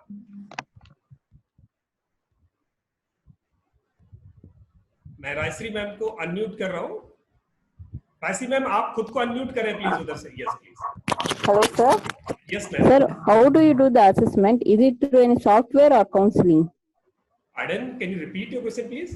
How do you do the assessment? Is it through any software or through counseling? So actually it is a combo of software and counseling both. इसका process ये होता है कि पहले बच्चे को तैयार किया जाता है। अदरवाइज क्या होता है, बच्चे हर टेस्ट को वैसे ही देते हैं कि उसमें ज्यादा नंबर लाने, ज्यादा नंबर लाने वाला टेस्ट होता है। असेसमेंट का मतलब है नेचुरली आप जैसे हो वैसे ही आपको आंसर करना है। तो इसके लिए पहले बच्चे को आधा घंटा उसको समझाते हैं, उसके साथ रेपो बिल्डिंग करते हैं, उसके साथ कनेक्टिविटी डेवलप करते हैं, ताकि बच्चा बड़ी आसानी से अपनी बात को कंप्यूटर को बता सके। तो उसमें से कुछ क्वेश्चंस हम वर्बल करते हैं, 1-on-1 करते हैं, वो भले ही हम स्काइपे पे करें या हम सामने बैठ के करें, और उसके बाद फिर उसको सॉफ्टवेयर पे बिठाते हैं। तो कुछ क्वेश्चन सॉफ्टवेयर पूछता है, कुछ हम पर्सनली पूछते हैं, दोनों को फिर मैच करते हैं कि कहाँ उसने गलत जवाब दिए, कहाँ उसने सही जवाब दिए। अगर जरूरत पड़ती है तो उसको फिर करेक्ट करते हैं। और जब ये सब हो जाता है तब फिर उस बच्चे के साथ उसका रिजल्ट शेयर करते हैं, पेरेंट्स के साथ डिस्कस करते हैं, पेरेंट्स के अपने एम्बिशंस को, पेरेंट्स से उस बच्चे के बारे में इंफॉर्मेशन लेते हैं, क्योंकि एक बच्चे की जिंदगी का सवाल है, एक परिवार का भविष्य है। तो इसमें बहुत टाइम कंज्यूम होता है, यानी एक बच्चे पे हम करीब 5-6 घंटे खर्च होते हैं, और हो सकता है वो एक दिन में हो, नहीं तो 2-3 दिन में हो, तब जाके ये असेसमेंट निकल के उसका रिजल्ट निकल पाता है। क्योंकि एड हॉक कंप्यूटर को अगर हमने कुछ कह दिया और उसने जो रिजल्ट दे दिया, हम उसको बिल्कुल नहीं मानते। उस रिजल्ट को जब तक हम वेरीफाई नहीं करते पेरेंट्स से, बच्चे से, क्योंकि किसी के मन को पढ़ना, so studying a mind is really a tough task on this planet. बाकी सब चीजों को स्टडी कर सकते हो, एक माइंड का बड़ा कॉम्प्लेक्स स्ट्रक्चर है, एंड उसको स्टडी करना, so I think you are able to understand, is very tedious task. For that it require a specific psychometric process to understand, and do that practice, and it takes around 5-6 hours. It may be in a single day or it may be 2 or 3 days. Then it process completes, and then we becomes able to recognize and recommend something for the life and career of that child. So I think I was able to answer you. Okay, thank you. So any more question? You can raise your hand, sir. Please आप अपना, is API a single test? Yes, Deepti Singhal ji ने पूछा है, it is a single test ma'am. API single test.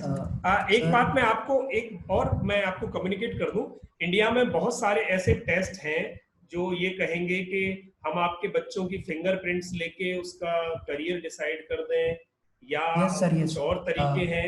तो मैं आपको aware कर दूं, मैंने वो सारे टेस्ट किए, बहुत रिसर्च की है मैंने पिछले कई सालों में, तब जाके ये पता चला कि किसी की शक्ल देखने से ये नहीं पता चल सकता कि आदमी अंदर से कैसा है, किसी के फिंगरप्रिंट्स और हाथ देखने से भी पता नहीं चल सकता कि इस आदमी का भविष्य कैसा होगा। क्योंकि जिस परिवार में वो डेवलप हुआ, आप समझना, आपकी फिंगरप्रिंट्स पे लिखा हुआ है कि आप बहुत आगे बड़े आदमी बनोगे, और वो बच्चा पैदा होगा बिहार में कहीं छोटे से गांव में, या बंगाल के किसी छोटे से गांव में, या किसी एक ऐसे स्टेट में जहां डेवलपमेंट अभी आया ही नहीं है, उस बेचारे से स्कूल भी 20 किलोमीटर दूर है, और उसका असेसमेंट करके अगर हम ये बता दें कि बहुत बड़ा आदमी बनेगा, आप बता सकते हैं कैसे बनेगा? क्योंकि उसके लिए जो पर्सनैलिटी का डेवलपमेंट चाहिए वो है ही नहीं। पोटेंशियल हो सकता है, तो पोटेंशियल के अकेले के बल पे वो ज्यादा से ज्यादा गांव से निकल के अपने शहर में पहुंच जाएगा, यानी उसकी कितनी एनर्जीज खर्च होंगी उस लेवल तक जाने में।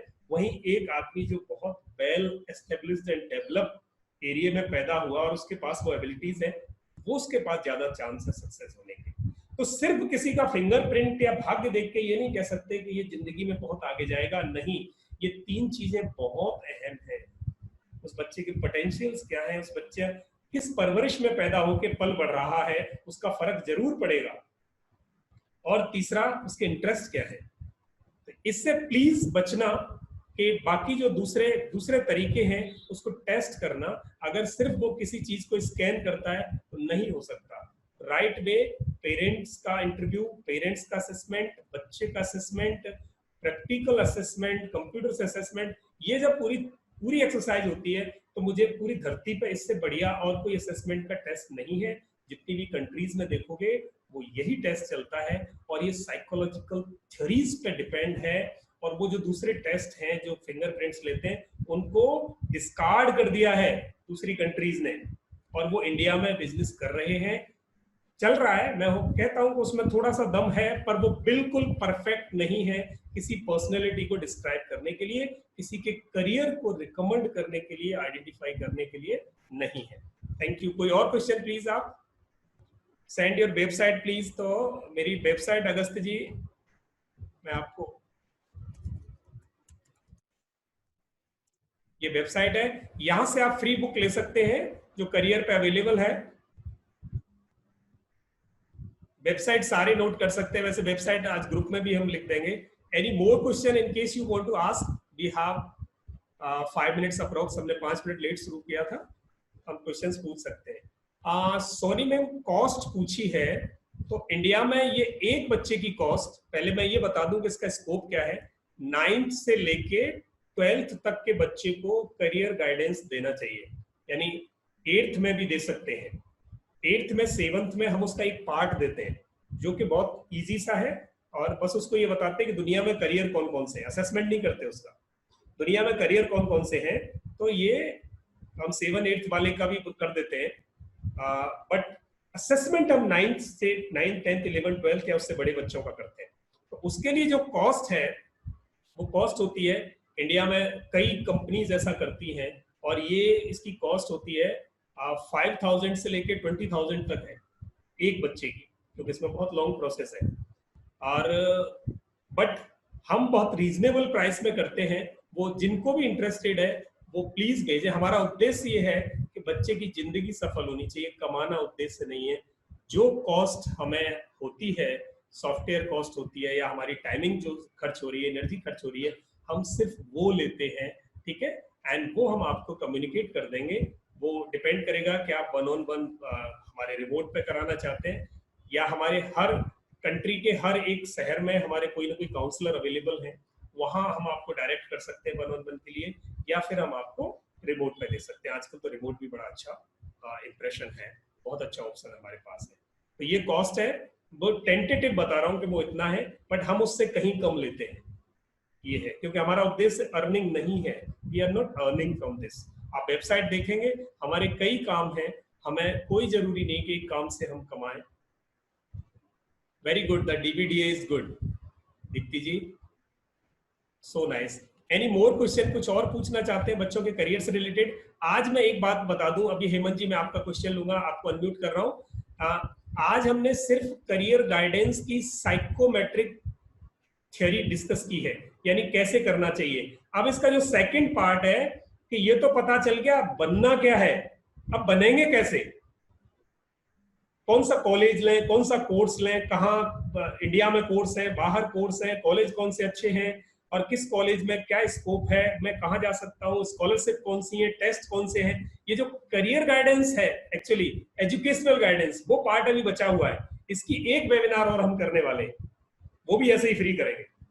इस वेबिनार को जो मैंने आज आपको की है, इसको एक जगह पे करने के लिए मुझे 2 घंटे के 12,000 प्लस टैक्स 15,000 20,000 रुपए मिल जाते हैं, पर आज आप सबको 50 लोगों को मैं दे पाया। मेरा सौभाग्य है कि आप इसे अपने बच्चों तक ले जाएं और समाज में फैलाएं। तो वो बाकी है। आप ग्रुप में जुड़े रहना। एक हम करियर गाइडेंस और करेंगे उस दिन। आप जितने बच्चे हो 8th 7th से ऊपर के, उन बच्चों को आप अपने साथ जोड़ सकते हैं और इस मैसेज को दूसरों में फैला सकते हैं ताकि ज्यादा से ज्यादा लोगों का भला हो। तो अभी हेमंत भारद्वाज जी, आप अपना क्वेश्चन रख सकते हैं। हाँ सर, लोकमान जी नमस्कार सर। नमस्कार जी, नमस्कार, धन्यवाद जी। तो मैं बहुत बहुत धन्यवाद दूंगा आपको इस वैल्यूएबल इंफॉर्मेशन के लिए। और आज का जो ये वेबिनार रहा बहुत सक्सेसफुल रहा, बहुत नॉलेज आपसे मिली। सर मैं एज अ टीचर मैं वर्क करता हूँ और ऑनलाइन टीचिंग और प्राइवेट ट्यूटर। तो आपसे मेरा क्वेश्चन ये था कि काफी बार क्या होता है कि एज अ टीचर हम इस चीज को समझ रहे हैं कि बच्चा अपने एफर्ट्स डाल रहा है चीजों को समझने में, चीजों को अंडरस्टैंड करने में, मार्क्स स्कोर करने में, बट पेरेंट्स उस चीज को नहीं समझ पाते। बहुत अच्छा सवाल आपने किया। पेरेंट्स को मार्क्स चाहिए होते हैं। कई बार ऐसा होता है कि हमने बच्चे को बहुत अच्छे से पढ़ाया भी, उसने अपना एफर्ट्स डाला भी, बट हर एक बच्चे की आप समझते हैं लिमिट अलग अलग होती है। वो उसका डोमेन नहीं है, बट उस डोमेन में ना होते हुए भी वो उतना बहुत अपने अपने एफर्ट्स के अकॉर्डिंग बहुत अच्छा कर लेता है। बट पेरेंट्स को ऐसा लगता है कि अगर हम लोग फीस पे कर रहे हैं या हम लोग चार्जेस दे रहे हैं तो बच्चे को वही 90 या 95% आना चाहिए। काफी बार ऐसा होता है कि हम लोग पेरेंट्स को समझाने की कोशिश करते हैं बट वो समझते नहीं है। तो आपसे मेरा क्वेश्चन ये था कि कभी कभी ऐसी कंडीशंस हो जाती हैं, तो एज अ टीचर हम इस चीज में क्या रोल प्ले कर सकते हैं? बिकॉज बच्चों से सीधा इंटरेक्शन हमारा रहता है और मैं समझता हूँ कि एक बच्चे की लाइफ में टीचर का बहुत बड़ा रोल होता है। वेरी गुड, बहुत बढ़िया। आपने जो क्वेश्चन रखा वो ज्वलंत मुद्दा है इस देश में। बहुत इंपॉर्टेंट क्वेश्चन है सर, ये तो बहुत इंपॉर्टेंट क्वेश्चन है। बहुत इंपॉर्टेंट है। मैं बड़ी खुशी होगी मुझे इसका जवाब देते हुए, क्योंकि जितने स्कूलों में मैं जाता हूँ, टीचर्स ट्रेनिंग में जाता हूँ या करियर गाइडेंस के लिए जाता हूँ या अपने बच्चे की पीटीएम में मैं जाता हूँ, तो वहां देखता हूँ मेला लगा होता है लोगों का और पेरेंट्स लिटरली हावी हो रहे होते हैं टीचर के ऊपर कि इसके इतने नंबर क्यों है, और वो बच्चा अपराधी की तरह खड़ा होता है वहां। और कई बार तो टीचर भी उसको ही सुनाते हैं, बच्चे को ही। अब उस बच्चे को समझ में नहीं आता मैं क्या करूं, मैं तो परफॉर्म कर रहा हूं। पेरेंट्स के इतने हाई एक्सपेक्टेशन है, उन्होंने जो फीस देने के बाद, देखो एक्सपेक्टेशन भी क्यों ना हो, गलत नहीं है, बड़ी गाड़ी कमाई के 4-4, 5-5, 6-6 हजार, 10-10 हजार रुपए महीने के दे रहे हैं, वो ये समझते हैं कि ये फीस देने के बाद हमने स्कूल और टीचर को कॉन्ट्रैक्ट साइन कर दिया कि अब इस बच्चे को हम जो चाहते हैं वही बना के निकालें। बिल्कुल यही बात है। और वहां टीचर्स तो मेरे ये क्वेश्चन हर एक टीचर ट्रेनिंग में होता है और मैं उनको जवाब देता हूं, वही मैं आपको दूंगा कि आप उन माँ बाप से पूछना कि फीस देने के अलावा, इनको बच्चे को खाना देने के अलावा, कपड़े देने के अलावा, इसकी पढ़ाई में आपका पर्सनल योगदान कितना है, कंट्रीब्यूशन कितना है। टीचर और स्कूल एक स्टेक होल्डर है बच्चे की डेवलपमेंट के लिए, पर एक मेजर स्टेक होल्डर पेरेंट्स हैं जिनको कंट्रीब्यूट करना चाहिए पेरेंटिंग। वो पेरेंटिंग भूल गए, फैसिलिटेशन शुरू कर दिया है। जो आपके पास एक कंप्लेन ला रहे होंगे, बच्चा परफॉर्म कर रहा है, एफर्ट डाल रहा है, टीचर भी कोशिश कर रहा है, पर पेरेंट्स सेटिस्फाई नहीं हो रहे, वो फैसिलिटेटर हैं। आरओआई चाहिए, रिटर्न ऑन इन्वेस्टमेंट चाहिए उनको, बच्चे का डेवलपमेंट नहीं, रिटर्न ऑन इन्वेस्टमेंट चाहिए। 5,000 फीस दिए तो 5,000 का करके दिखाए, पड़ोसी का बच्चा 95% ले आया, मेरा 90 क्यों, फीस तो दी मैंने बराबर, रिटर्न क्यों नहीं आया। आप उनको कहना रिटर्न आएगा सर, पक्का आएगा। पर आपको मैं बताता हूं, आप 1 मिनट लूंगा, आप इसको कंट्रीब्यूट करें। शाम को आप 1 घंटा रोज बैठ के इस बच्चे को पढ़ाएंगे और मुझे रिपोर्ट करेंगे साहब कि आपने रोज पढ़ाया, या आप नहीं पढ़ा सकते, आपकी एबिलिटी नहीं है, तो ये बच्चा आपको सुनाएगा, लेसन तैयार करेगा, आपको सुनाएगा और आप सुनना एज ए स्टूडेंट। और ये एक्सरसाइज शाम को कर दो।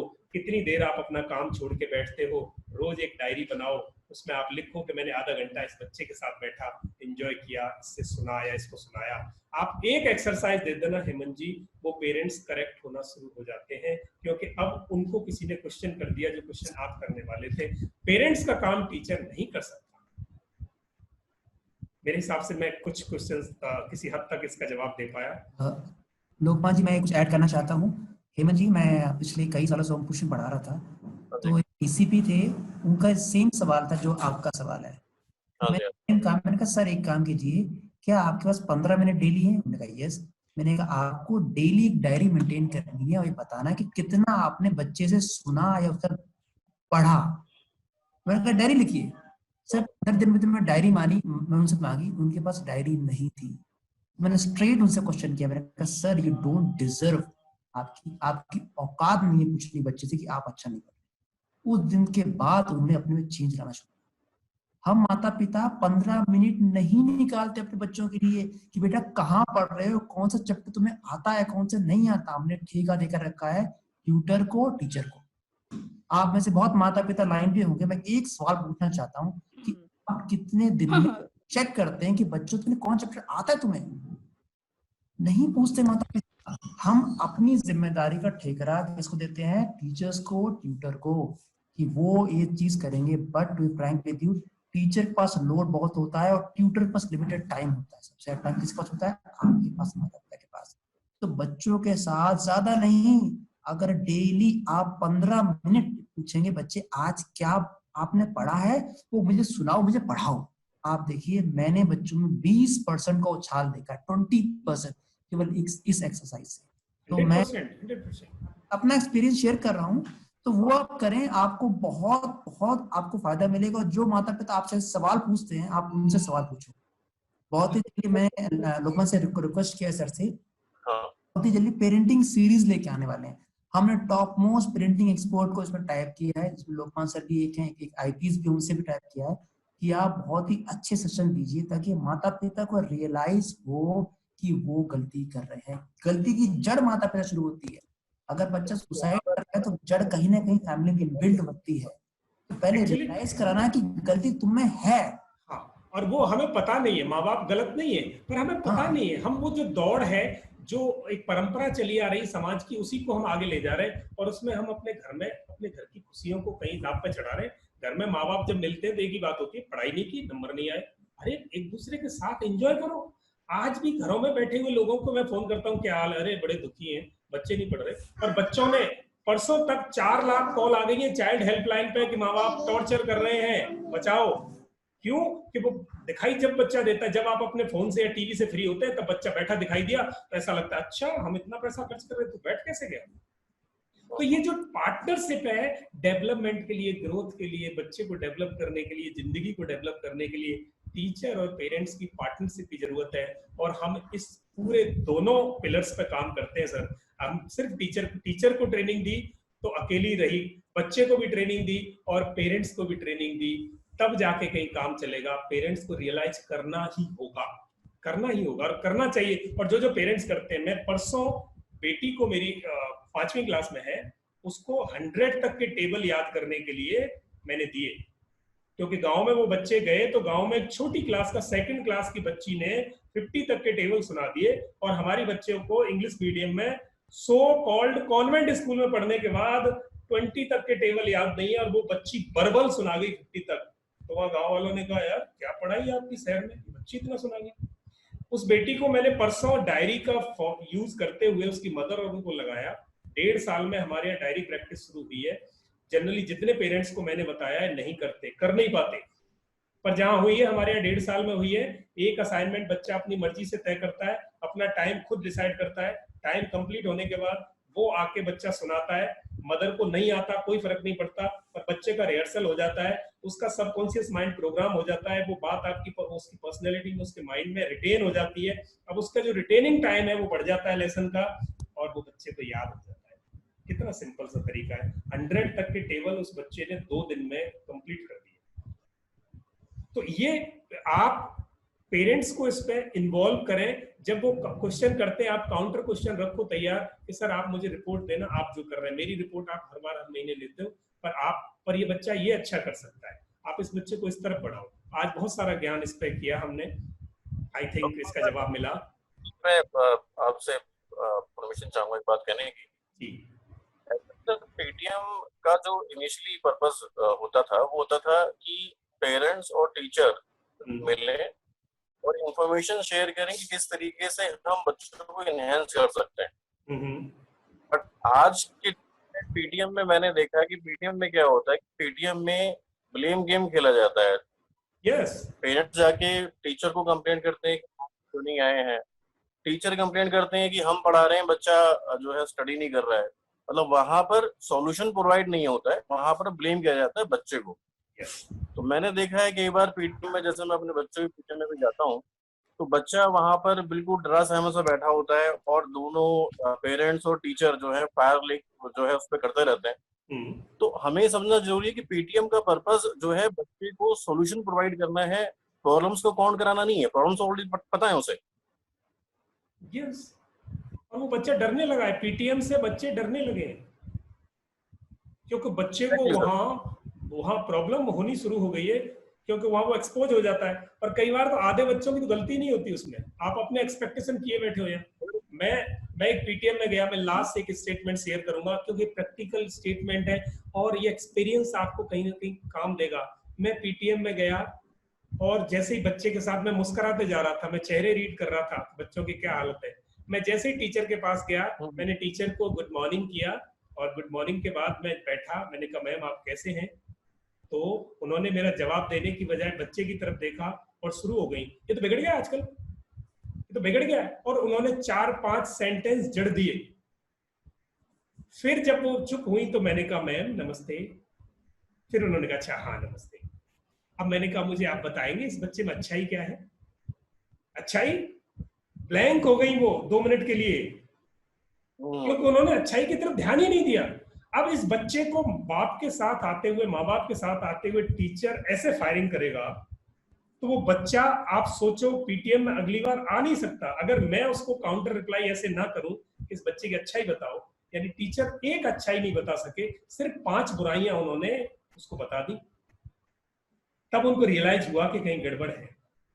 आप किसी को कम्युनिकेट करना है। डॉक्टर अगर मरीज आया और डॉक्टर ने कहा आपको कैंसर है, आप 6 महीने चलोगे, मरीज तो मर गया उसी दिन। बच्चे की तो उस दिन सिटी गुम हो गई। ये साइकोलॉजी का ही तो गेम है। आपने आगे बच्चे, बहुत बढ़िया बच्चा है साहब आपका, बहुत बढ़िया बच्चा है, अरे बहुत अच्छा है, बहुत काबिल बच्चा है। जैसे ही कहा बच्चा तो उठ गया, वो तो सोचेगा अच्छा इतना तो नहीं था जितना मैम ने कहा। फिर बताया बस इसमें थोड़ी सी 2 चीज है, जहां आप कोशिश करो, मैं इधर से कर रही हूँ, और हाँ भाई बच्चे आप थोड़ी सी करो, आप देखना वो बच्चा अगली बार शायद वो शिकायत नहीं लाएगा, प्रॉब्लम सॉल्व होगी। तो ये तो एक पॉजिटिव तरीका है, पर ये पॉजिटिव तरीका कहीं डाउन हो रहा है। इसके लिए हमें कहीं ना कहीं प्रयास माँ बाप को करने पड़ेंगे